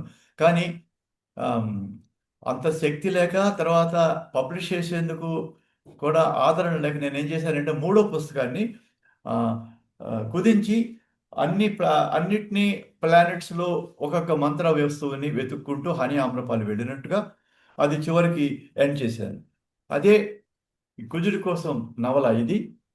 దానికి లాస్ట్ భాగం భూమి నుంచి ప్లూటో దాకా. ఇది 'డార్క్ ఔట్‌పోస్ట్' అనే పేరుతో ఇంగ్లీష్‌లో వచ్చింది. ఆహ్, ఇది నీలి ఆకుపచ్చ అని బ్లూ అండ్ గ్రీన్. నీలి ఆకుపచ్చ అంటే భూమి ఆకాశం నుంచి మన అంతరిక్షం నుంచి చూస్తే భూమిలో నీలి రంగు, ఆకుపచ్చ రంగు ఎక్కువగా కనిపిస్తాయి. మన భూమి ఒక గోళీలాగా కనిపిస్తుంది. సో, భూమి ని సింబాలిక్‌గా నేను నీలి ఆకుపచ్చ అని రాశాను. అది భూమి గ్రహంలో జరిగే సాహసం కాబట్టి. అలాగే ఆహ్, భూమి నుంచి ప్లూటో దాకాలో వరుసగా చంద్రగ్రహం, తర్వాత గురువు యొక్క జో టైటాన్ అనేటువంటి ఉపగ్రహం, తర్వాత వీనస్ యొక్క ఉపరిభాగంలో అంతరిక్ష కాలంలో ఉండే ఒక కథ, తర్వాత చివరికి ప్లూటోలో అలా ఒక్కొక్క గ్రహంలో ఒక్కొక్క కాలనీని వెతుక్కుంటూ హనీ ఆమ్రపాలి ఈ మాంత్రికుడి చేతిలో పడి వెళ్తాడు. అక్కడ కథ జరుగుతుంది. చివరికి అతను భూమిని ఆక్రమిస్తాడు. సౌర కుటుంబాన్ని ఆక్రమిస్తే ఈ హనీ ఆమ్రపాలి భూమిలోని రెసిస్టెన్స్ ఫోర్సెస్తో కలిసి ఆ మాంత్రికుడిని జయించి ఎలా అతన్ని ఓడిస్తాడో అనే ఇతివృత్తమే భూమి నుంచి ప్లూటో దాకా. ఇదంతా చాలా ఫ్యాంటసీగా తర్వాత జరుగుతుందా అనేటువంటిది ఊహించిన అని అనుమానాస్పదం వెలిపించినటువంటి ఆ, కథలు. ఇది ట్రయాలజీ, ఇది స్పేస్ ఒపేరా అనే ఒక ప్రక్రియ. ఈ సందర్భంగా మీకు స్పేస్ ఒపేరా అనే ప్రక్రియ గురించి ఇందాక soft core hard core science fiction గురించి చెప్పాను. ఇప్పుడు స్పేస్ ఒపేరా అంటే ఇది భవిష్యత్తులో ఊహించి రాసేది. ఇది భవిష్యత్తులో అంతరిక్ష కాలనీస్ ఏర్పడిన టైంలో రెండు సామ్రాజ్యాలు ఉంటాయి, ఒక మంచి ఒక చెడు. ఇది స్టార్ వార్స్లో వర్ణిస్తారు. ఈ చెడుని రిప్రజెంట్ చేసే సామ్రాజ్యాలకి మంచిని వాళ్ళని ఎదుర్కొనే రెసిస్టెన్స్ ఫోర్స్కి జరిగే యుద్ధాలను వర్ణిస్తూ ఉంటాయి ఈ స్పేస్ ఓపెరాలు. వీటిల్లో మన జానపద కథలో లాగా ఒక హీరో ఒక హీరోయిన్ ఉంటారు. తర్వాత వాళ్ళు తమ శక్తులతో ఈ దుష్ట శక్తులను ఎదుర్కోవటం ఇలా వర్ణించబడుతుంది. ఎలాగైతే మన పాత జానపద కథల్లో ఉంటుందో ఇది భవిష్యత్తులో సైన్స్ ఆధారంగా వర్ణిస్తారనమాట. దీన్ని స్పేస్ ఓపెరా. ఈ స్పేస్ ఓపెరా ప్రక్రియలో బహుశా తెలుగులో రాసింది నేనే నమ్మాను. ఈ 3 నవలలు స్పేస్ ఓపెరా నవలాత్రయంగా రాయటం జరిగింది. అదే కుజుడి కోసం, నీలి ఆకుపచ్చ, భూమి నుంచి ప్లూటో దాకా. వీటికి నాకు ఆదరణ వచ్చిందా అంటే వచ్చింది, రాదా అంటే రాలేదు. వీటిని పాపులరైజ్ చేయడం కోసం నేను చాలా ప్రయత్నాలు చేశాను. దాని తర్వాత నవలలే రాసాము, కథలే రాయలేదని చెప్పేసేటువంటి మాట వచ్చిన తర్వాత నేను వరుసగా కథలు కూడా రాయటం మొదలుపెట్టాను. ఇంకో తర్వాత కొంతమంది నాకు ఈ నవలలు సైన్స్ పరంగా కాకుండా రొమాంటిక్గా ప్రేమ లాగా ఉండేట్టుగా రాయమని పెద్ద పెద్ద రచయిత సలహా ఇచ్చిన నేపథ్యంలో నేను అవునా అనే ఒక నవల, సాలెగూడు అనే నవల, ఇలాంటివి రాశాను. అవునా అనే నవలలో అప్పుడు ఒకే ఫ్లాట్లో జరుగుతుంది. ఒక వ్యక్తి అందరి చర్యల్ని ఒక సీక్రెట్ కెమెరాలు అమర్చి చూస్తూ ఉంటాడు ఆ ఫ్లాట్లో జరిగే వాళ్ళు అందరివి. అది ఇతివృత్తంగా రాసింది. అది ఇప్పుడు నిజమైంది. అది 10 ఏళ్ళ ఆల్మోస్ట్ 15 ఏళ్ల క్రితం రాసింది అవునా అనేది. ఈ రోజుల్లో ఇప్పుడు మనకి ఇలాంటి సీసీ కెమెరాలు పెట్టి, తర్వాత సీక్రెట్ కెమెరాలు పెట్టి వ్యక్తులు చేసే వ్యక్తిగత చర్యలను గమనించి బ్లాక్మెయిల్ చేయడం అనేది ఇప్పుడు మనం చూస్తున్నాం. అది ఆ నవలలో ఉంటుంది. అది ఒక క్వాడ్రాంగిల్ స్టోరీ. అలాగే సాలెగూడు అనే కథలో ఇంటర్నెట్ కల్ట్, అంటే అంతర్జాలంలో అందరినీ ఆకర్షించి ఒక స్వామీజీ తన ఆశ్రమంలో చేర్చుకుంటాడు. చేర్చుకుని వాళ్ళని అతను ఒక మానసిక రోగి. అతను గ్రహాంతర జీవులు వచ్చి మనం తీసుకెళ్తాయని నమ్ముతాడు. సో వాళ్ళందరినీ ఒక యాస్టరాయిడ్ వచ్చేసి, అంటే గ్రహశకలం వచ్చి భూమిని ఢీకొంటుంది, మనం అందరం చనిపోతాం కాబట్టి మనం అందరం అతనితో పాటు ఆత్మ రూపంలో వెళ్ళిపోతాం అనేటువంటి ఒక దుర్మార్గమైనటువంటి బోధన చేస్తుంటూ అందరినీ తన కల్ట్లో జాయిన్ చేస్తూ, ఇది నిజంగా అమెరికాలో జరిగినటువంటి వృత్తాంతం అనమాట. ఆ వృత్తాంతం బేసిస్తో నేను సాలెగూడు అంటే ది వెబ్ అనమాట, ఇంటర్నెట్. ఆ సాలెగూడులో చిక్కున్న పిల్లవాడు ఎలా బయటపడతాడు ఆ ఇంటర్నెట్ కల్ట్లోంచి అనేటువంటి ఇతివృత్తంతో రాసింది సాలెగూడు. ఇలాంటి నవలలు కూడా సైన్స్ ఫిక్షన్ కిందే చెప్పబడతాయి. కానీ అవి ప్రస్తుతం ఉన్న సైన్స్ ఆధారంగా భవిష్యత్తులో ఎలా జరిగే రాసింది నిజమైనటువంటి సైన్స్ ఫిక్షన్ ఫ్యాంటసీ. తర్వాత ఇప్పుడు ప్రస్తుతం నేను రాస్తున్నది, ఇప్పుడు మనకి విపరీతంగా మనకి అంతర్జాలం డెవలప్ అవడమే కాకుండా 3G 4G 5Gతో సమాచారం అతివేగంగా వస్తుంది. 24 గంటల టెలివిజన్ వచ్చింది. వీటి నేపథ్యంలో మనకి కృత్రిమ మేధ, ఆర్టిఫిషియల్ ఇంటెలిజెన్స్ అనేటువంటిది వచ్చింది. ఆర్టిఫిషియల్ ఇంటెలిజెన్సు ఇప్పుడు లార్జ్ లాంగ్వేజ్ మోడల్స్, మనం ఒక ఇదివరకు కష్టపడి మనం ఆలోచించుకుని కాగితాల మీద రాసే కథని ఇప్పుడు మొబైల్ ఫోన్లో ఆర్టిఫిషియల్ ఇంటెలిజెన్సు ఒక టాపిక్ ఇస్తే సూచనలు చేస్తుంది. తర్వాత ప్రపంచం అంతా ఉన్న లిటరేచర్ నుంచి మనకి ఆ యొక్క సమాచారాన్ని తీసుకుని మనకి ఆ కథ ఎలా రాయాలి, నవల ఎలా రాయాలి, ఇతివృత్తం ఎలా రాయాలి అనేది చెప్తుంది. ఇది నేను గమనించి నేను ఆ నేపథ్యంలో రాయాలనుకుని ఆ మధ్య 2024లో the last city after the AI apocalypse అని ఆంగ్లంలో రాశాను. అది తెలుగులో రాలేదు. అంటే ఈ ఆర్టిఫిషియల్ ఇంటెలిజెన్స్, కృత్రిమ మేధ అనేది అన్ని వ్యవస్థల్లోకి వస్తుంది. అంటే ఆయుధ వ్యవస్థల్లోకి, బ్యాంకింగ్ వ్యవస్థలోకి, రచనా వ్యవస్థలోకి, ఇలా అన్ని వ్యవస్థల్లోకి అది వస్తుంది, సమాచార వ్యవస్థలోకి. కాబట్టి ఏమవుతుందంటే ఆటోమేటిక్‌గా ఆయుధాలు పేల్చి ఒకరినొకరు డిస్ట్రాయ్ చేసుకోవడం. అది ఇండియాకి, పాకిస్తాన్‌కి వార్ వచ్చినట్టు. దాంతో అది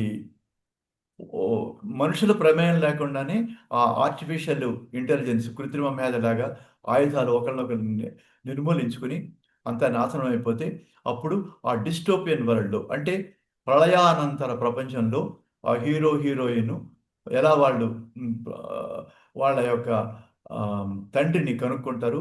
అంటే ఒక డిక్టేటరు ఈ పనులన్నీ చేస్తాడు. ఆ ఇతివృత్తంతో రాసింది 'the last city after the AI apocalypse'. ఇదే కాకుండా మనకి ఇప్పుడు సైన్స్‌లో అనేకం కథలు రాయాలంటే యంగ్ జనరేషన్‌కి ఈ సైన్స్ ఫిక్షన్‌లో మనకి ఎన్నో ఇతివృత్తాలు నడుస్తున్నాయి. ఇప్పుడు ఈ ఆర్టిఫిషియల్ ఇంటెలిజెన్స్ నేపథ్యంలో రాయొచ్చు, నవలలు రాయొచ్చు. అదే రకంగా డ్రైవర్‌లెస్ కార్స్ ఇవాళ మనకి డ్రైవర్ లేకుండానే ఆటోమేటిక్‌గా నడిచే కార్‌లొస్తున్నాయి. ఈ నేపథ్యంలో రాసిందే 'ఆల్గోరిథమ్' అనే కథ.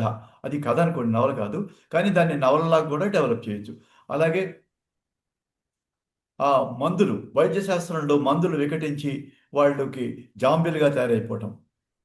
ఈ ప్రత్యేక బహుళజాతి కంపెనీలు మందులు తయారు చేయడంలో సరిగ్గా వాటిని రూల్స్ పాటించకుండా వాళ్ళ మీద ప్రయోగాలు చేస్తే వాళ్ళకి విష పరిణామాలొచ్చి వాళ్ళు మృతజీవులుగా తయారైపోవడం. ఇలాంటి ఇతివృత్తాలతో డ్రైవర్‌లెస్ కార్సు, ఆటోమేటిక్ జాంబీసు, తర్వాత పర్యావరణ కాలుష్యం అనేది మరొకటి.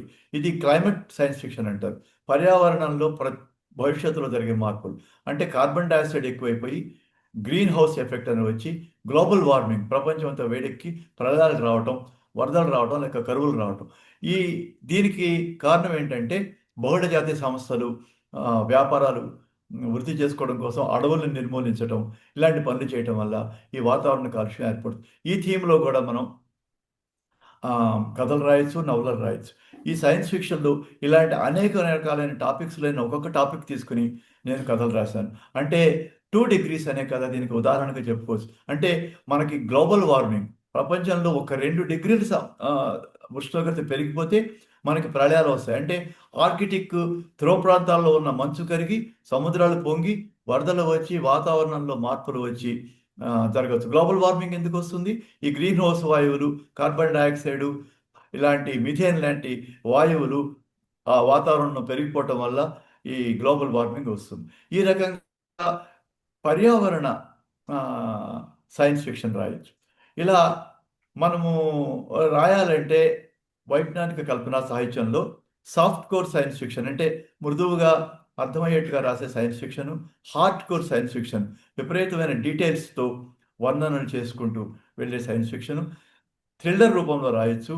వీటిని లేదా ఐజాక్ ఎసిమోవ్ రాసినట్టుగా మామూలు నావలలా కొంచెం క్లిష్టంగా ఉండేట్టుగా రాయొచ్చు. ఎన్ని రకాలైన కూడా మనం రాయొచ్చు. సర్వసాక్షి కథనం రాయొచ్చు, పాత్రల వ్యవహారంలో రాయొచ్చు. తర్వాత వాటిలో మనము హ్మ్, భవిష్యత్తులో జరిగే దుష్పరిణామాలు రాయొచ్చు, మంచి పరిణామాలు రాయొచ్చు. ఉదాహరణకి ఈ డ్రోన్స్ ఇలాంటివన్నిటి సహాయంతో మనము వ్యవసాయాలు చేస్తున్నారు ఇప్పుడు. వ్యవసాయంలో మందులు జల్లుతున్నారు.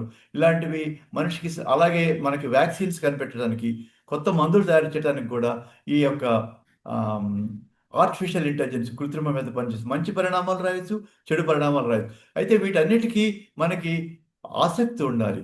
ఆ టాపిక్ రాయాలనేటువంటి ఆసక్తి ఉండాలి. ఈ జోనర్ వైజ్ఞానిక కల్పనా సాహిత్యంలో నేను రాద్దాం అనుకున్నాను. రాస్తే దేని గురించి రాయాలి? ఈ మొబైల్ టెక్నాలజీలో ఎవరినన్నా మోసం చేసి, ఇప్పుడు డిజిటల్ అరెస్ట్ అని వచ్చింది.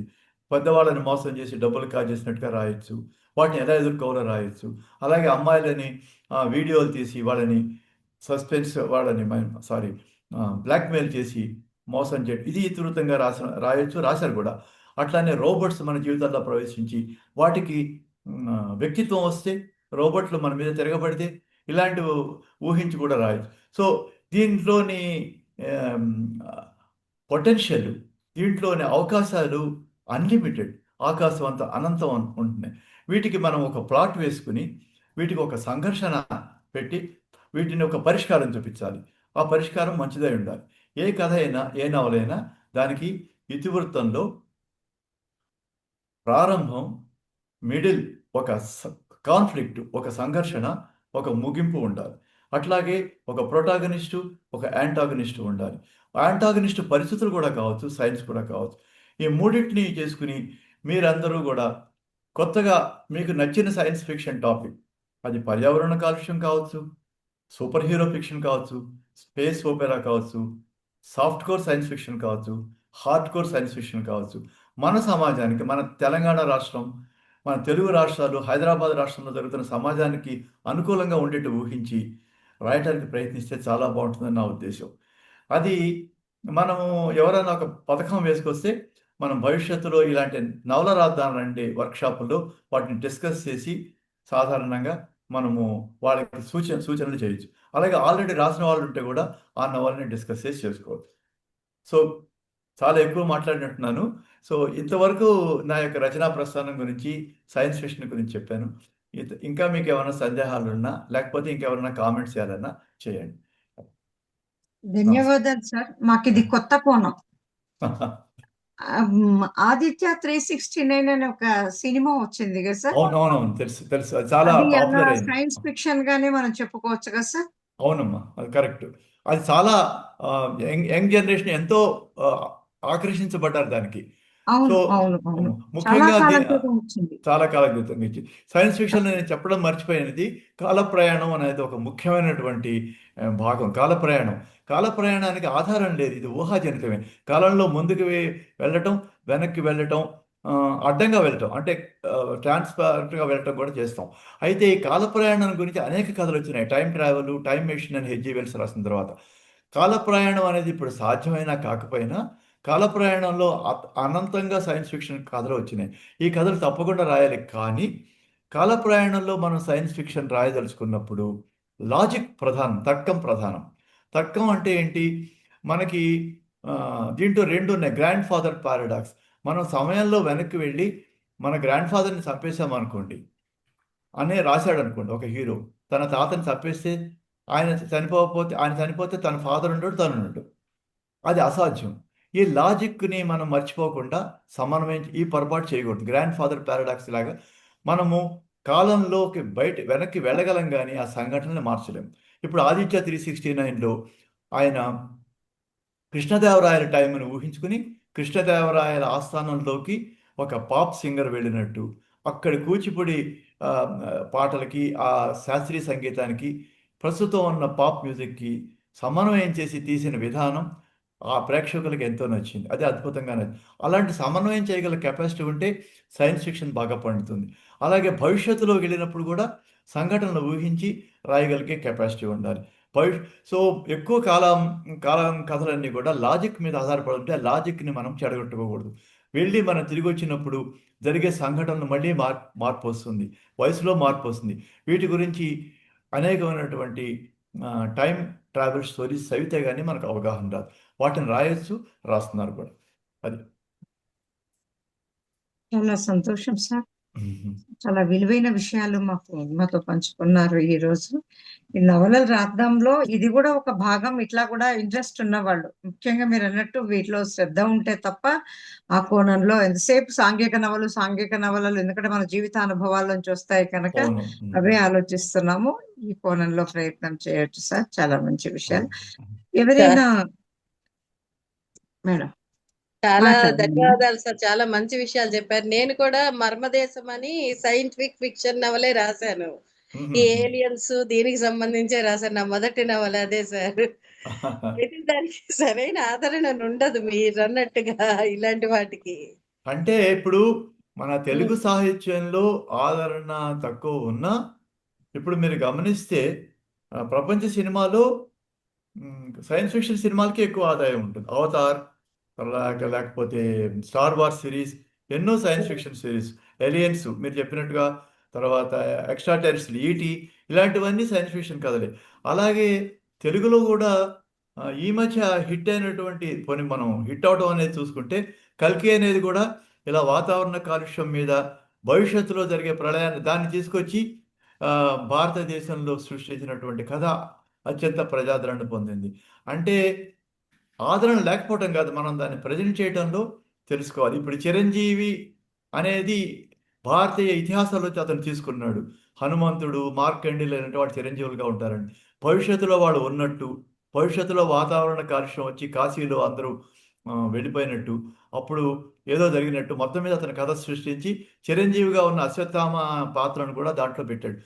కాబట్టి మన భారతీయ సైన్స్ ఫిక్షన్‌లో భారతీయ పురాణాల పాత్రలని భారతీయ సైన్స్ ఫిక్షన్‌కి లేదా మన మన భాషలో తెలుగు సైన్స్ ఫిక్షన్‌కి అనుసంధానం చేసి బ్రహ్మాండమైనటువంటి సాహిత్యాన్ని సృష్టించొచ్చు.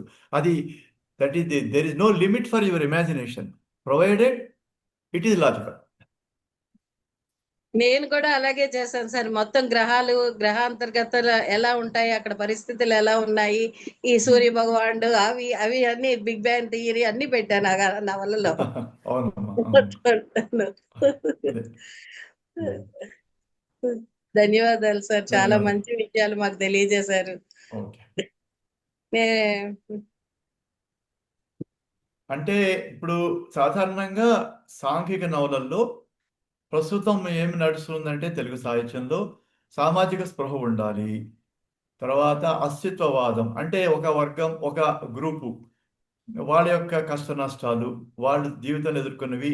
అంటే ఇది సహజం. ఎందుకంటే మనం నవల కథ రాసినప్పుడు మన స్వానుభవాలు ఎక్కువ ఉంటాయి. అవి ఎక్కువ సహజంగా వస్తాయి. కావాలంటే మీరు రాసిన మొదటి కథో, మొదటి నవల చూసుకోండి. దాంట్లో నేను అనే పాత్ర ఉంటుంది.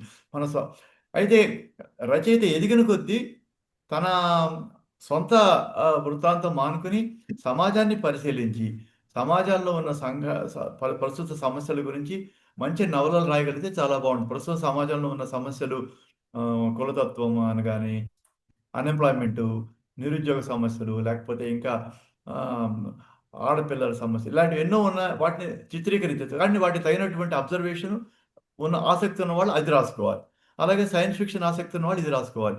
చారిత్రక నవలు రాయాలంటే చారిత్రకంలో రీసెర్చ్ చేసి పాత్రలు రాసుకొని మనం ఏం చెప్పదలుచుకున్న అవగాహన ఉన్నవాళ్ళు వాళ్ళు రాసుకోవాలి. ఈ నవలా రచన అనేది అంత కష్టమైనటువంటి ఒక సుదీర్ఘమైన ప్రక్రియ. సంతోషం సార్. ఇంకెవరైనా సునంద మేడం లేదా రవీంద్ర సార్ ఎవరైనా నేను ఒక పాయింట్ చెప్తానండి. చెప్పండి హలో. సార్. చెప్పండి సార్. సార్ ఇందాక ప్లూటో ట్రయాలజీలో 3వ పుస్తకం ఉంది కదండి, అది భూమి నుంచి ప్లూటో దాకా. అది నేనే అనువాదం చేశాను. అవకాశం నాకు ఇచ్చారు సార్. Thanks you sir. సభాముఖంగా చెప్తున్నాను. అవును. మంచి బాగా వచ్చిన, నాకు తృప్తి కలిగిన పుస్తకం. దాదాపు 62 చాప్టర్స్, చాలా పెద్ద పుస్తకంలో.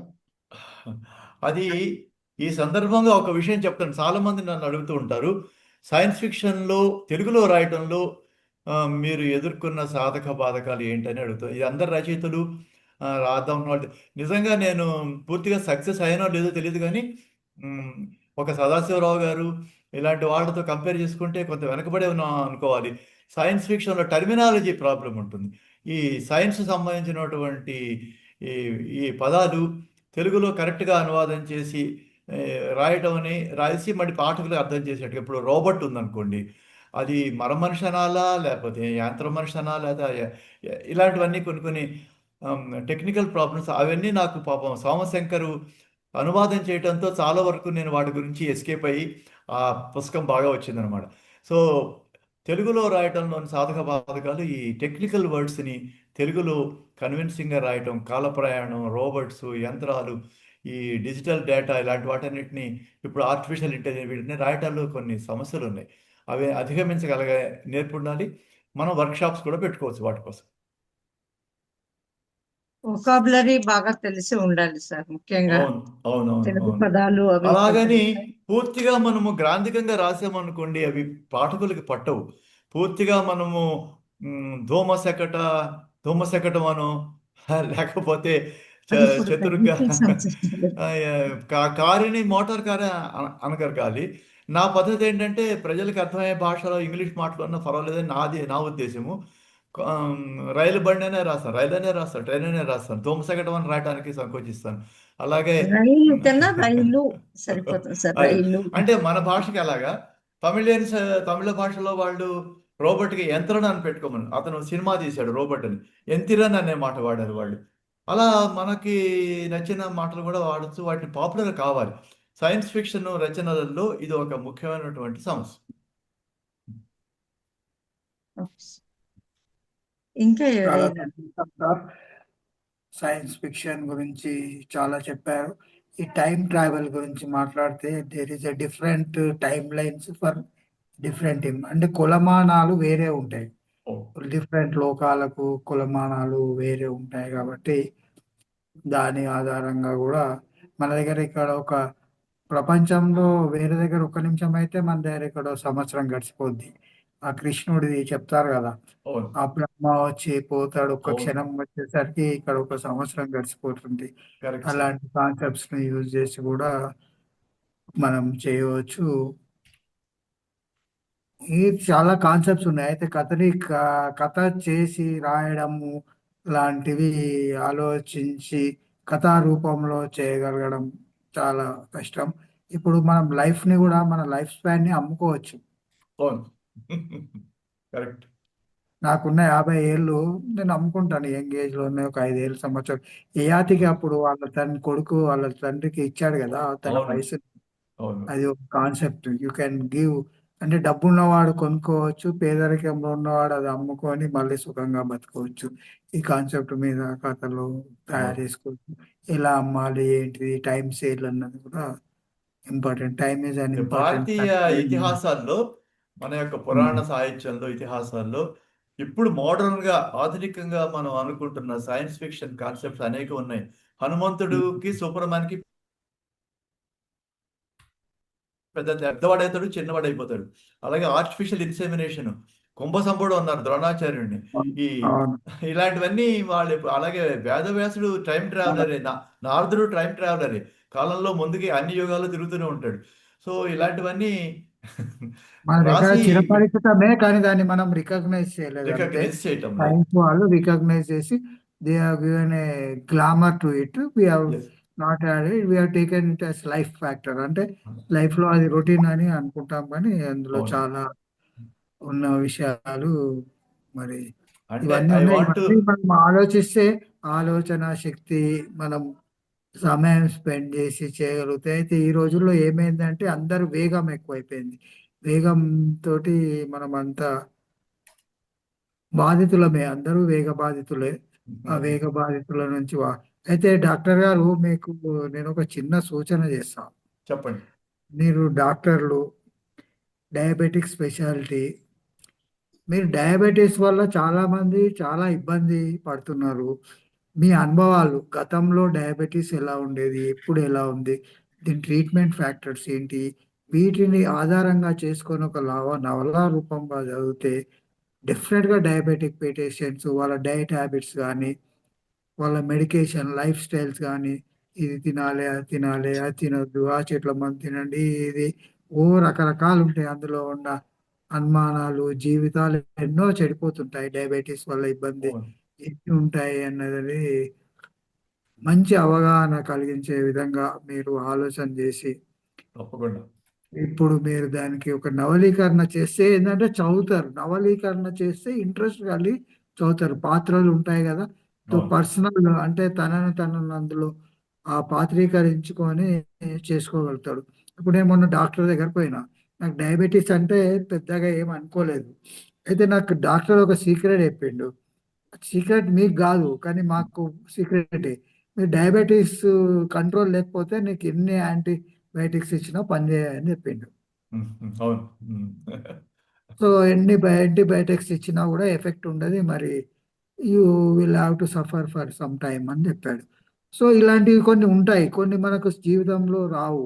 డాక్టర్ చెప్పినా కూడా మనం వినం. విననప్పుడు అంటే ఆ బాధ అనుభవించి అది సిచ్యువేషన్ వచ్చినప్పుడు గానీ మనకు తెలవదు. ఇలాంటియన్నీ మనం పాత్రల్లో పెట్టి చిత్రీకరణ చేసి డయాబెటిస్ వాళ్ళకున్న సమస్యల్ని ప్రతి డిఫరెంట్ కేసెస్‌లో డిఫరెంట్ ఉంటాయి వాళ్ళకు. నర్వస్ ప్రాబ్లమ్ ఉంటాయి. అవన్నీ మనం ప్రెజెంట్ చేసుకొని ఒక్కో పేషెంట్‌కి ఒక్కోటి వచ్చినట్టు ప్రెజెంట్ చేసుకుంటూ ఒక నవలని ఒక ఒక డయాబెటిస్ డాక్టర్‌ని ఒక హీరోగా సృష్టించి ఓకే. డయాబెటిస్ అనే రోగాన్నే ఒక యాంటీగన్‌గా సృష్టించి అది ఎంతమందికి సఫర్ చేస్తుంది? దానికి అగైన్స్ట్ ఫైట్ ఎలా చేస్తాడు? సో, అది సమాజంలో ఎలా అవేర్‌నెస్ క్రియేట్ చేయగలుగుతాడు? ఇలాంటి పాత్రని ఆలోచించి మీరు మీ డాక్టర్ అభినందన్‌ని పెట్టుకోండి. ఇబ్బందేం లేదు. మంచి ఆలోచన అండి. అంటే తప్పకుండా. ఇదివరకు నేను రాశాను. మధుమేహంపై విజయపథం అని హెల్త్ ఎడ్యుకేషన్ పుస్తకం. అది రాసి అది 2007లో అనుకుంటా కదా. అప్పటికి ఇప్పటికి డయాబెటీస్ వైద్యంలో చాలా పెను మార్పులు వచ్చినాయి. ఇక మళ్ళీ రాసే ఆ ఓపిక లేక, కానీ మీరు నవలలాగా రాసింది ఉంది, కానీ అది అది థ్రిల్లర్ రూపంలో రాసింది. మీరు చెప్పిన ఐడియా చాలా బాగుంది, తప్పకుండా అలా చేద్దాం. నవల మీరు రాయాలంటే ప్రయత్నం టైం చేస్తారు, పడుతుంది. ఎందుకంటే మీకు ఆ సబ్జెక్ట్ నాలెడ్జ్ ఉంది. యూ హావ్ నాలెడ్జ్ గాట్ ఉంది దట్ కాబట్టి. నాలెడ్జ్ సబ్జెక్ట్ ఫర్ ట్రీట్మెంట్ చేసిన అనుభవం ఉంది. యూ అవును. Have seen so many patients case అవును. హిస్టరీస్. చాలా మంచి ఆలోచన. ఎలాంటి డిసీజెస్ వస్తాయి ఏంటి, దానివల్ల వచ్చే ఇన్ఫెక్షన్స్ ఏంటి, ఇవన్నిటి మీద అనుభవం ఉంటే జనాల్లో అవగాహన పెరుగుతుంది. యూ కెన్ ఇది ఇంగ్లీష్లో కూడా ట్రాన్స్లేట్ చేసి మరి మనం అవును. ఇట్ విల్ విస్తృతమైన ప్రచారం పొందడానికి వీలైతే, because this is the current biggest problem అవునండి. ఇన్ హెల్త్ అంటే నేను వరల్డ్. యూట్యూబ్లో ఛానల్ పెట్టాను, కానీ ఎక్కువ ఒక డయాబెటీస్ ఆరోగ్య విజ్ఞాన సిరీస్ అని కొద్ది కొద్దిగా చెప్తున్నాను. ఎంతవరకు ఎక్కువ మంది చూడటం లేదు వాటికి. మీరు చెప్పిన నవల రూపంలో అయితే తప్పకుండా దానికి ఆదరణ ఉంది. ఆ డయాబెటీస్ వాళ్ళు నాకు తెలుసు. దానికి కలిగింది దొరుకుతుంది, అవును. దానివల్ల ఎంతో ఉపయోగం ఉంటుందని నేను అవును. అనుకుంటున్నాను. కరెక్ట్ ఒక సార్. 100 పేజీల నవలలో లేకపోతే 200 పేజీల నవలలో 150, డిఫరెంట్ 200 కూడా పేషెంట్స్, తీసుకోవచ్చు సార్ మంచిగా. డిఫరెంట్ పేషెంట్స్, అవును. డిఫరెంట్ అంటే ఎన్నో ఉంటాయి అందులో. చాలా మంచి ప్రతి ఆలోచన. దాన్ని మనం ప్రజెంట్ చేసుకుంటా చేయవచ్చు. ఈ అవునండి. మధ్య ఒక సీరియల్ వచ్చింది, హార్ట్ బీట్ అని ఒకటి సీరియల్ ఉంది మన హాట్‌స్టార్ లో, జియో హాట్‌స్టార్ లో. ఆహా. అది హాస్పిటల్ బేస్ లోనే నడుస్తుంది. జియో హాట్‌స్టార్ లో స్పెషల్ ఎపిసోడ్స్ కింద ఉంటది. సో హాస్పిటల్ నేపథ్యంలోనే జరుగుతాయి. డిఫరెంట్ పేషెంట్స్ వస్తుంటారు, దాని ఇంకా స్టోరీ, లవ్ స్టోరీ అన్ని కలిపి పెట్టాడు ఆయన అవును. స్టోరీ. డిఫరెంట్ పేషెంట్స్ ని ట్రీట్మెంట్, వాళ్ళ డిస్కషన్స్ ఎలా అవుతాయి, డాక్టర్స్ ఎలా ట్రీట్ చేస్తారు, ఎలా హ్యాండిల్ చేస్తారు, మొత్తం is able to show it interesting గా. అంటే అవును. నెగటివ్ ఆస్పెక్ట్స్ కాకుండా హాస్పిటల్లో ఉన్న పాజిటివ్ ఆస్పెక్ట్స్ ని పాజిటివ్ ఆస్పెక్ట్స్. అవును. ప్రజెంట్ చేసుకుంటూ పోయాడు. బాగుంది అది. కార్పొరేటైజేషన్ లో నెగటివ్ ఉంది, కానీ there is lot of positivity in it. Positivity ఎక్కువ ఉంది.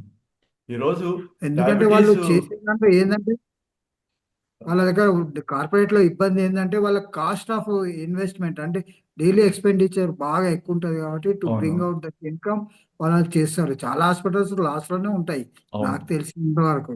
అంటే మీకు కూడా ఇది తెలుసు అలా. ఆధునిక వైద్యంలో ఉమ్. జీవనశైలి మార్చుకుని మంచి మందులు వాడితే ఉన్నాయి. ఇప్పుడు చాలా ఉమ్. మట్టుకు కాంప్లికేషన్ నిరోధించి మామూలు వాళ్ళలాగానే 100కి 100 ఏళ్ళు ఉండొచ్చు. మా పేషెంట్స్ చాలా మంది 80 ఏళ్ళు 90 ఏళ్ళు వాళ్ళు ఉన్నారు, చాలా మంది ఉన్నారు. అంటే రెగ్యులర్ గా చెకప్ చేసుకుని కాంప్లికేషన్స్ మీరు రాకుండా కొన్ని వైద్యం ఇంటర్వ్యూస్ చేసుకుని. కూడా అందులో ప్రజెంట్ చేయొచ్చు. అదే. కొన్ని ఇంటర్వ్యూస్, ఒక జర్నలిస్ట్ పాత్రను పెట్టి ఒక పేషెంట్ అవును. తోటి ఇంటర్వ్యూస్ వల్ల ప్రజెంటేషన్ చేసి కూడా చేయొచ్చు. అన్ని అద్భుతం. వీడియోస్ చేయాలంటే కష్టము. అవును. మనం ఇమాజినేషన్ లో రాయడం చాలా సులభం కాబట్టి అవును. ఇమాజినేషన్ సులభం అవుతుంది. రాస్తూ ఉంటది. భావ ప్రకటన కూడా చేయొచ్చు, ఎక్స్ప్రెషన్స్ కూడా అవును. రాయొచ్చు. విజువల్ గా మనం చూపెట్టలేము అన్ని మన అవునండి. మనసులో కలిగే భావాలని. చాలా మంచి సో ఆలోచన అండి. థ్యాంక్స్. మీరు ఒక కొత్త ప్రయత్నం నవలకు చేయండి. శ్రీకారం చుట్టబడిందనమాట ఈనాటి మన సమావేశం. అవును. అనుభవజ్ఞుల నుంచి వచ్చే నవలలు వేరే ఉంటాయి సార్. మీ దగ్గర మీకు అది ఉంది. అందరు డాక్టర్లు రైటర్ కాలేరు. అవును. రైటర్ అయిన వాళ్ళకి ఈ అనుభవం ఉండదు కాబట్టి, సో ఇట్ ఈస్ నాట్, వాళ్ళు రీసెర్చ్ చేయాల్సి వస్తుంది. మీరు ఏం అవసరం లేదు, రెండు కోణాలు మీ దగ్గర కలిసిపోయినాయి. You are 2 in 1, so you can do that job sir. త్వరలో విత్ ఇన్ 1 year లో వస్తాయని అనుకుంటున్నాను నేను. చూద్దాం. చాలా థ్యాంక్ యూ. Thank you. మంచి అనుభవం దొరికింది. ఒక మంచి నవలకు కూడా నాంది పలిగింది సమావేశం. సార్ మన పురాణాల నుంచి తీసుకున్న చాలా పాత్రలు నిజంగా మీరు ఇందాక అన్నప్పుడు నాకు ఒకటి గుర్తొచ్చింది. ఓల్గా విముక్త మీరు చదివి ఉంటారు కదా సార్. అవును. ఆమె పేరు విన్నాను. అదే ఆ, విముక్త విన్నా. చాలా బాగుంటుంది సార్. కేంద్ర అవును. సాహిత్య అకాడమీ అవార్డు కూడా వచ్చింది. మొత్తం అవును. ఫిక్షన్ సార్ ఇది. అవును. సీతా శూర్పణఖ మాట్లాడుకున్నట్లు అవును. అట్లా కొంచెం నాటి ఇదిని నేటి కోణంలో చూసేసి బాగుంది సార్. అది ఒక జానర్, పురాణ పాత్రలతో ఆధునిక కోణంతో సృష్టించడం అనేది ఒక పద్ధతి ఇది. అవును సార్. సునంద మేడం గాని ఇంకా ఎవరైనా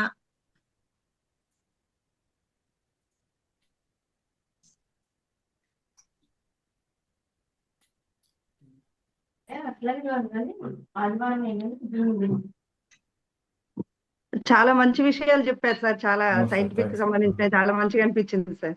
థ్యాంక్ యూ. మేము చిన్నప్పుడు ఈ వీరి చదివాము. కొన్ని నవలలు అవి ఏవో తెలియదు కానీ ఈ సైంటిఫిక్ గా ఉన్నాయి. ఎండమూరి గారిది తులసీదళం ఇవి కొంచెం అవి చదివాను సార్. చదివి భయపడ్డం కూడా. అవును, అవును. కాశ్మోరా అప్పట్లో కాశ్మోరా. కాశ్మోరా, తులసీదళం, కాశ్మోరా ఇవి అసలు అది దాంట్లో నీటి చుక్క టప్ టప్ టప్ అని ఇట్లా బాత్రూమ్ లో తలమించి పడ్డ ఆ అవును. వర్ణన వింటుంటే నిజంగా అది మనకు బాత్రూమ్ పోవాలంటేనే భయం వేసిన సందర్భాలు అప్పుడు. అవును. అయితే ఇది మీరు చెప్పిన ఈ వైద్య సంబంధమైన సైంటిఫిక్ రీజన్స్ అట్లా మాత్రం చాలా యూస్ఫుల్ గా ఉంటాయి. తర్వాత భవిష్యత్తును ముందే ఊహించి రాయడం అనేది చాలా థ్రిల్లింగ్ గా ఉంటుంది సార్. ఇప్పుడు పిల్లలు కూడా మా స్కూలు పాప కూడా సూపర్ గ్యాడ్జెట్ అని ఒక పిల్లోడు రాశాడు. అంటే భవిష్యత్తులో ఇట్లా ఉంటుంది అట్లా ఉంటుంది, ఆ రేస్ ఇట్లా పడితేనే మనిషి కుక్కలాగా మారుతాడు, పిల్లిలాగా మారుతాడు అనుకుంటూ వాడు ఒక కథ రాశాడు సార్. వాడు వెరీ గుడ్. అది ఆ, నాకు భలే అనిపించింది వాడికి ఈ ఆలోచన ఎందుకు వచ్చింది అని. ఒక ఎలుగుబంటి దగ్గరికి పోతుంది, ఎలుగుబంటి చేతిలో అదే ఒక చింపాంజీ చేతిలోకి వెళ్తుందంట ఆ సూపర్ గ్యాడ్జెట్. అది వెంటనే ఈ మనిషిని వేరే మార్చేసి అది తీసుకొని వెళ్ళిపోతుంది అన్నట్టు. ఎలుగుబంటి వాటి ఫ్రెండ్స్ అందరితోటి మనం అందరం మనుషులం అయిపోదాం, ఈ మనుషులను అందరినీ మట్టు పెట్టేద్దాం, మనమే ఉందామని అంటది. మళ్ళీ ఏదో ఒక రకంగా చిన్న పోయి వాడు చేజిక్కించుకోవడం అనేది రాశాడు. అద్భుతంగా అనిపించింది సార్. అట్లాగే అవును, చిల్డ్రన్స్ సైన్స్ సెక్షన్ అనేది ఒక ప్రత్యేక శాఖ అది. అదే అదే సార్, నాకు మీరు చెప్తుంటుంటే అంటే ఆ పిల్లవాళ్ళు ఇది అట్లా ఊహ రేపు భవిష్యత్తులో మీలాగా ఓ గొప్పగా వాడికి అవకాశం రావాలి కానీ వాళ్ళని అవుతాడని ప్రోత్సహించాలి. అనిపించింది సార్ వీడికి. వాళ్ళనే కాదు, అందరినీ సైన్స్ ఫిక్షన్ అదే ఫ్యాంటసీ రాసే వాళ్ళందరినీ ప్రోత్సహించి మనం అదే వర్క్ షాప్ లాగా పెట్టుకుని ఎలా రాయొచ్చో సూచనలు అవి చేస్తూ ఉంటే బాగుంటుంది. అది అదే సార్. ఒక పాపనేమో టైం మిషన్ అంటూ పెట్టిందనండి. టైం మిషన్ అంటే రేపు భవిష్యత్తులో ఏమీ లేవు, మొక్కలు లేవు, ఏం లేవు, ఆక్సిజన్ సిలిండర్లు అన్ని కొనుక్కొని ఎక్కడ అవును. మొక్క ఉండదు ఏముండదు అనుకుంటూ ఒక పాప రాసింది. అదే మీరు చెప్పిన తర్వాత ఇంకా బాధ్యత మాకు పెరిగినట్టుగా అనిపించింది. ఆ రూట్ లో పిల్లల్ని ఎంకరేజ్ తప్పకుండా చేస్తే మంచి. ప్రోత్సహించాలి. అంటే వాళ్ళకి ఆ అవగాహన ఉందన్నమాట, అదే సార్. అభిరుచి ఉంది. అవును సార్, అవును సార్.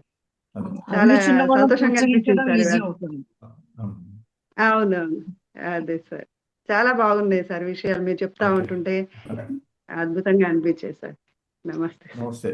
ధన్యవాదాలు మేడం, ధన్యవాదాలు. ధన్యవాదాలు. పద్మమ్మ, మనం మీరు ఏమైనా ముందుకు పోయే ముందు మేడం, మాట్లాడతారా?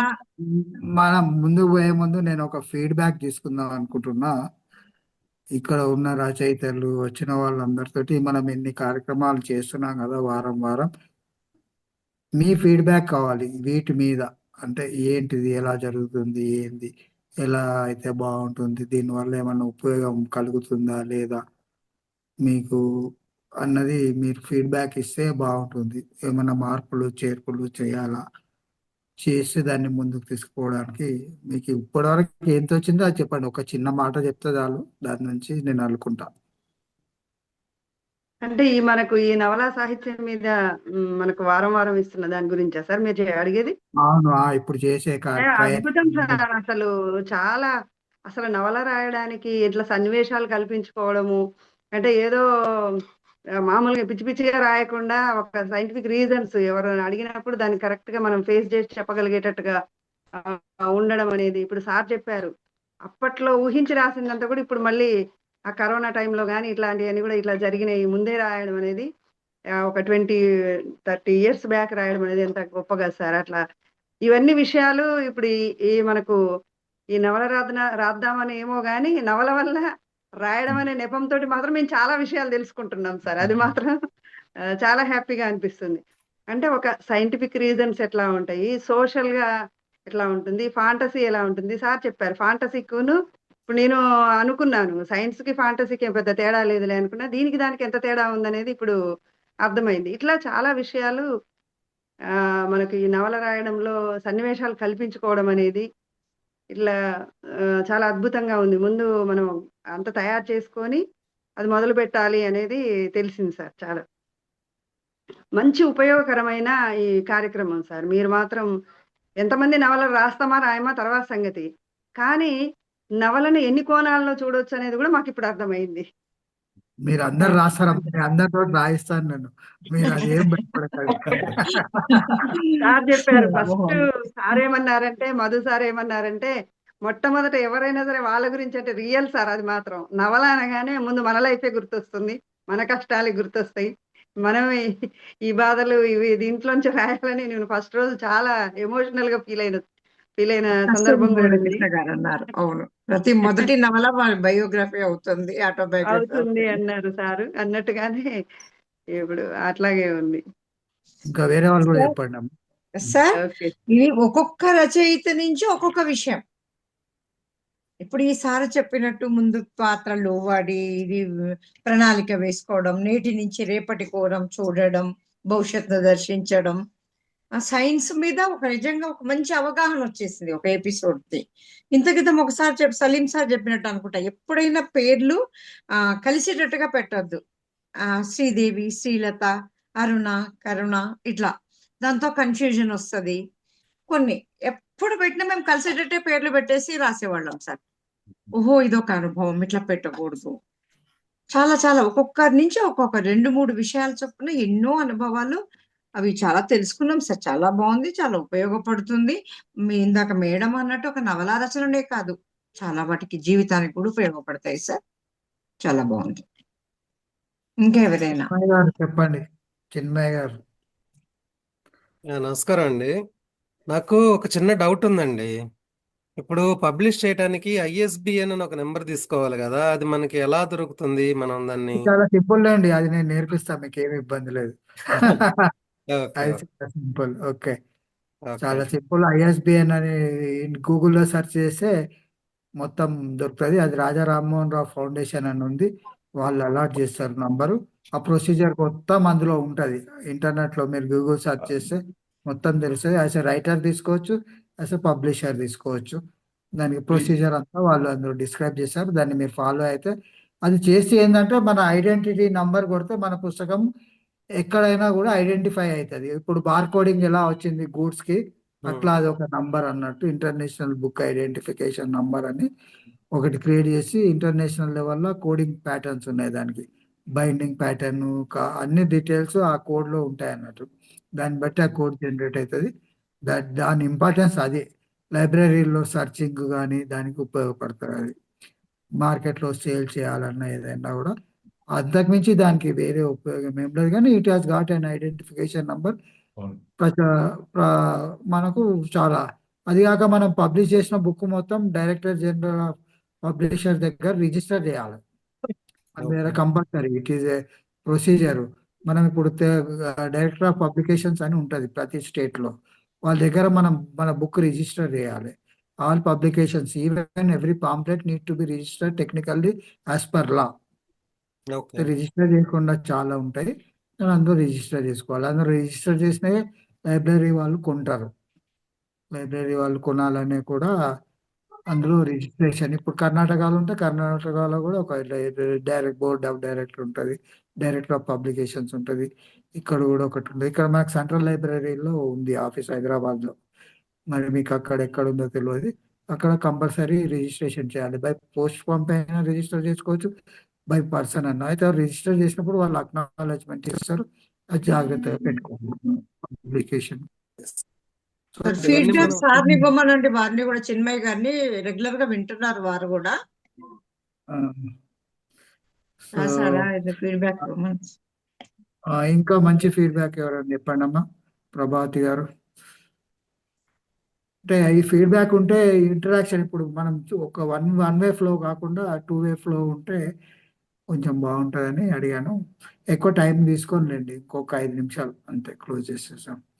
పద్మమ్మ గారు, బ్రహ్మం గారు అయితే కొత్తగా వచ్చారు. సో వారు కూడా చెప్పొచ్చు ఇలాంటి అనుభవం ఎలా ఉందో. లలిత గారు, ప్రవళిక గాలి లలిత గారు నేమ్ రాయడానికనే నేను చాలా కష్టపడ్డా, తర్వాత తెలిసిపోయి ఇలా ఆమె పరిచయం అక్కడనే ఎక్కువ మొదలైంది. ఎలా చాలా ఉందమ్మా? మంచి సార్, దీనివల్ల ఎంతో ఉపయోగకరంగా ఉంది మా అందరికీ కూడా. కొత్త కోణాల్లోంచి చూడటం, ఇందాక మన సునంద మేడం గారు చెప్పినట్టు మన పద్మావతి గారు చెప్పినట్టు చాలా మంచి విషయాలు తెలుస్తున్నాయి మాకు. డిఫరెంట్ యాంగిల్స్ తెలుస్తున్నాయి. ఒక్కొక్క రచయిత వాళ్ళ యొక్క అనుభవాలు, అవి షేర్ చేసుకోవటము చాలా బాగుంది సార్ కార్యక్రమము. అసలు కండక్ట్ చేయండి, కంటిన్యూ చేయండి. మీరంతా 2026 లో ఒక్కొక్క నవల తీయాల్సిందే. తప్పకుండా. తప్పకుండా తీయాల్సిందే. ఓకే, ప్రభావతి గారు చెప్తారా? మీరైతే కొత్త నవల రచన వ్యాసంగానికి మీకు ఎలా ఉపయోగపడింది?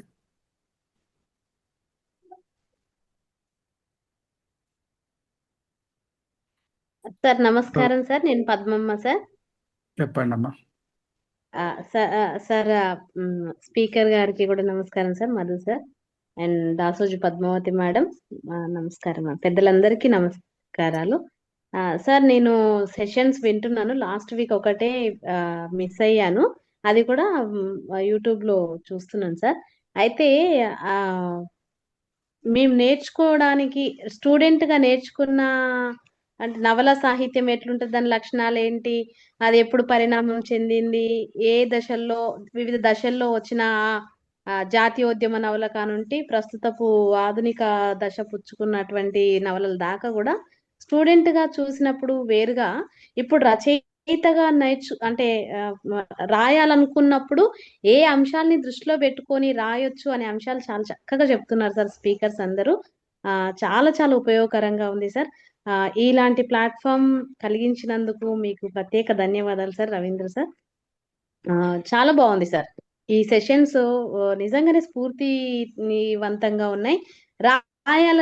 నేను రచయిత అవ్వద్దు అనుకొని పారిపోతాను అనుకుంటున్నాను, కానీ ఈ నవల రాద్దాం రండి అనే దాంట్లో నుండి రాయాలనే స్ఫూర్తి కలుగుతుంది, మోటివేషన్ కలుగుతుంది. కొంత రాసే ప్రయత్నం కూడా చేసి ఉన్నాను. నేను పద్మావతి మేడంకి చూపించి నేను మన గ్రూప్ లో పెడతాను సార్. ధన్యవాదాలు. రాయాలి అనే స్ఫూర్తి కలిగించింది ఈ ప్లాట్ఫామ్ మాత్రమే. Thank you so much sir. Padmamma మా కొలీగ్ సార్, మా కాలేజ్, సేమ్ కాలేజ్, పక్క పక్క సీట్లలో కూర్చుంటాం మేము. వీళ్ళు డైరెక్ట్ రిక్రూట్ అయిన వాళ్ళు, చిన్నవాళ్ళు, చాలా మంచి స్ఫూర్తి. వీళ్ళు టార్చ్ బేరర్స్ అన్నట్టు, ఇప్పుడు ముందర టార్చ్ తీసుకపో వీళ్ళే. ఓకే, ప్రభావతి గారు చెప్తారా? మధు గారు, మీరు వర్క్ షాప్ పెడతాం అన్నప్పుడు తప్పకుండా నన్ను కూడా జాయిన్ చేసుకోండి అందులో. అందరినీ మేడం మిమ్మల్ని ఒక్కరిని అంటారే, మన నవల రాద్దాండి సమూహంలో కూడా పెడితే అప్పుడు తప్పకుండా వెళ్తాం. అంటే నేను గొప్పవాడని కాదు, కానీ ఒక ప్లాన్ వేసుకుని చేస్తే ఒక టాపిక్ అలా చేయొచ్చు. నేను కాల ప్రయాణం మీద ఒక కథ సూచనగా ఒక 10 పేజీలు తీసుకొచ్చారనుకోండి, అందరం కలిసి డిస్కస్ చేసి ఇలా చేస్తే బాగుంటుంది, ఇలా చేస్తే బాగుంటుందని. It is a work shop. దాని మీద మీరు డెవలప్ చేసుకోవచ్చు. అది ఎప్పుడన్నా మీకు ఎవరన్నా రాసిన తర్వాత వాళ్ళ ఐడియా వాళ్ళదే కదా, మనం విని మనం ఎవరికి తోచిన ఐడియాలు వాళ్ళు చెప్పవచ్చు. నేను సైన్స్ ఫిక్షన్లో రాశాను కాబట్టి నేను చెప్పగలను. అట్లా మనం ఏదో ట్రైనింగ్ చేసి వాళ్ళని చేద్దామని కాదు, సూచనల వరకు. అవే కదా సార్, అవి లేక ఇప్పుడు అందరూ రాయటానికి భయపడేది, కానీ ఆ సూచనలు లేక అది మనం రాసేది బాగుంటుంది. కరెక్ట్ అవునా కాదా, కరెక్ట్ గా వెళ్తున్నామా లేదా, ఇది ఎవరన్నా అది వేసుకుంటారా వేసుకోరా, ఇవన్నీ ఒక చాలా డౌట్స్ తో ఆగిపోతూ ఉంటారు. మా గురించి మేము చెప్పుకోవడం కంటే కొత్త రచయితలకి వాళ్ళు రాసిన కథ ముఖ్యంగా నవల ప్లాన్ తీసుకొస్తే మనం ఒక సెషన్లో దాన్ని డిస్కస్ చేయొచ్చు. అది బాగుంటుంది. ఏది నవలైనా, సాంఘిక నవలైనా సరే, ఏదైనా సరే. ఓకే, ధన్యవాదాలు. ఇప్పుడు 8:45 అయింది. చాలా ధన్యవాదాలు కాలాతీతమైంది. ధన్యవాదాలు సార్, థ్యాంక్ యూ. నన్ను ఈ మనం సమావేశాన్ని ముగిస్తున్నాము. ఆహ్వానించినందుకు, చాలా అవకాశం ఇచ్చినందుకు. కార్యక్రమం చాలా సార్ మీరు బాగుంది సార్. అప్పుడప్పుడు రావచ్చు. కేవలం చెప్పడానికే కాదు, వినడానికి కూడా రావచ్చు తప్పకుండా మా సార్. దగ్గర. తప్పకుండా మా సాహిత్యాన్ని చూసి నేర్చుకోండి. మా ప్రయత్నాన్ని ప్రోత్సాహం, మీరు వస్తే ప్రోత్సాహం ఉంటుంది. చాలా మంచి ప్రయత్నం చేస్తున్నారు. ధన్యవాదాలండి. ఓకే సార్, చాలా విలువైన విషయాలు ఈ వేదిక ద్వారా మాకు చెప్పారు. మా మేకా రవీంద్ర సార్, మీరు రాయను అంటారు, కానీ రాసే వాళ్ళకు మంచి సూచనలు ఇస్తూ ఉన్నారు. చాలా సంతోషం. కార్యక్రమంలో పాల్గొన్న ప్రతి ఒక్కరికి పేరు పేరున ధన్యవాదాలు. ఓకే. మధు సార్ గారికి, మనకు సాంకేతిక సహకారం ఇచ్చిన సోమశంకర్ గారికి, ఈ కార్యక్రమాన్ని వారు ప్రత్యక్షంగా లేకపోయినా నడిపిస్తున్న కస్తూరి మురళీకృష్ణ గారికి, ఇందులో పాల్గొన్న వారికి, మేకా రవీంద్ర గారికి పేరు పేరున ప్రతి ఒక్కరికి కృతజ్ఞతాభివందనాలు తెలియజేస్తూ కార్యక్రమం ముగిసినట్లుగా ప్రకటిస్తున్నాం సార్. శుభరాత్రి అందరికీ. శుభరాత్రి. Thank you. ధన్యవాదాలు.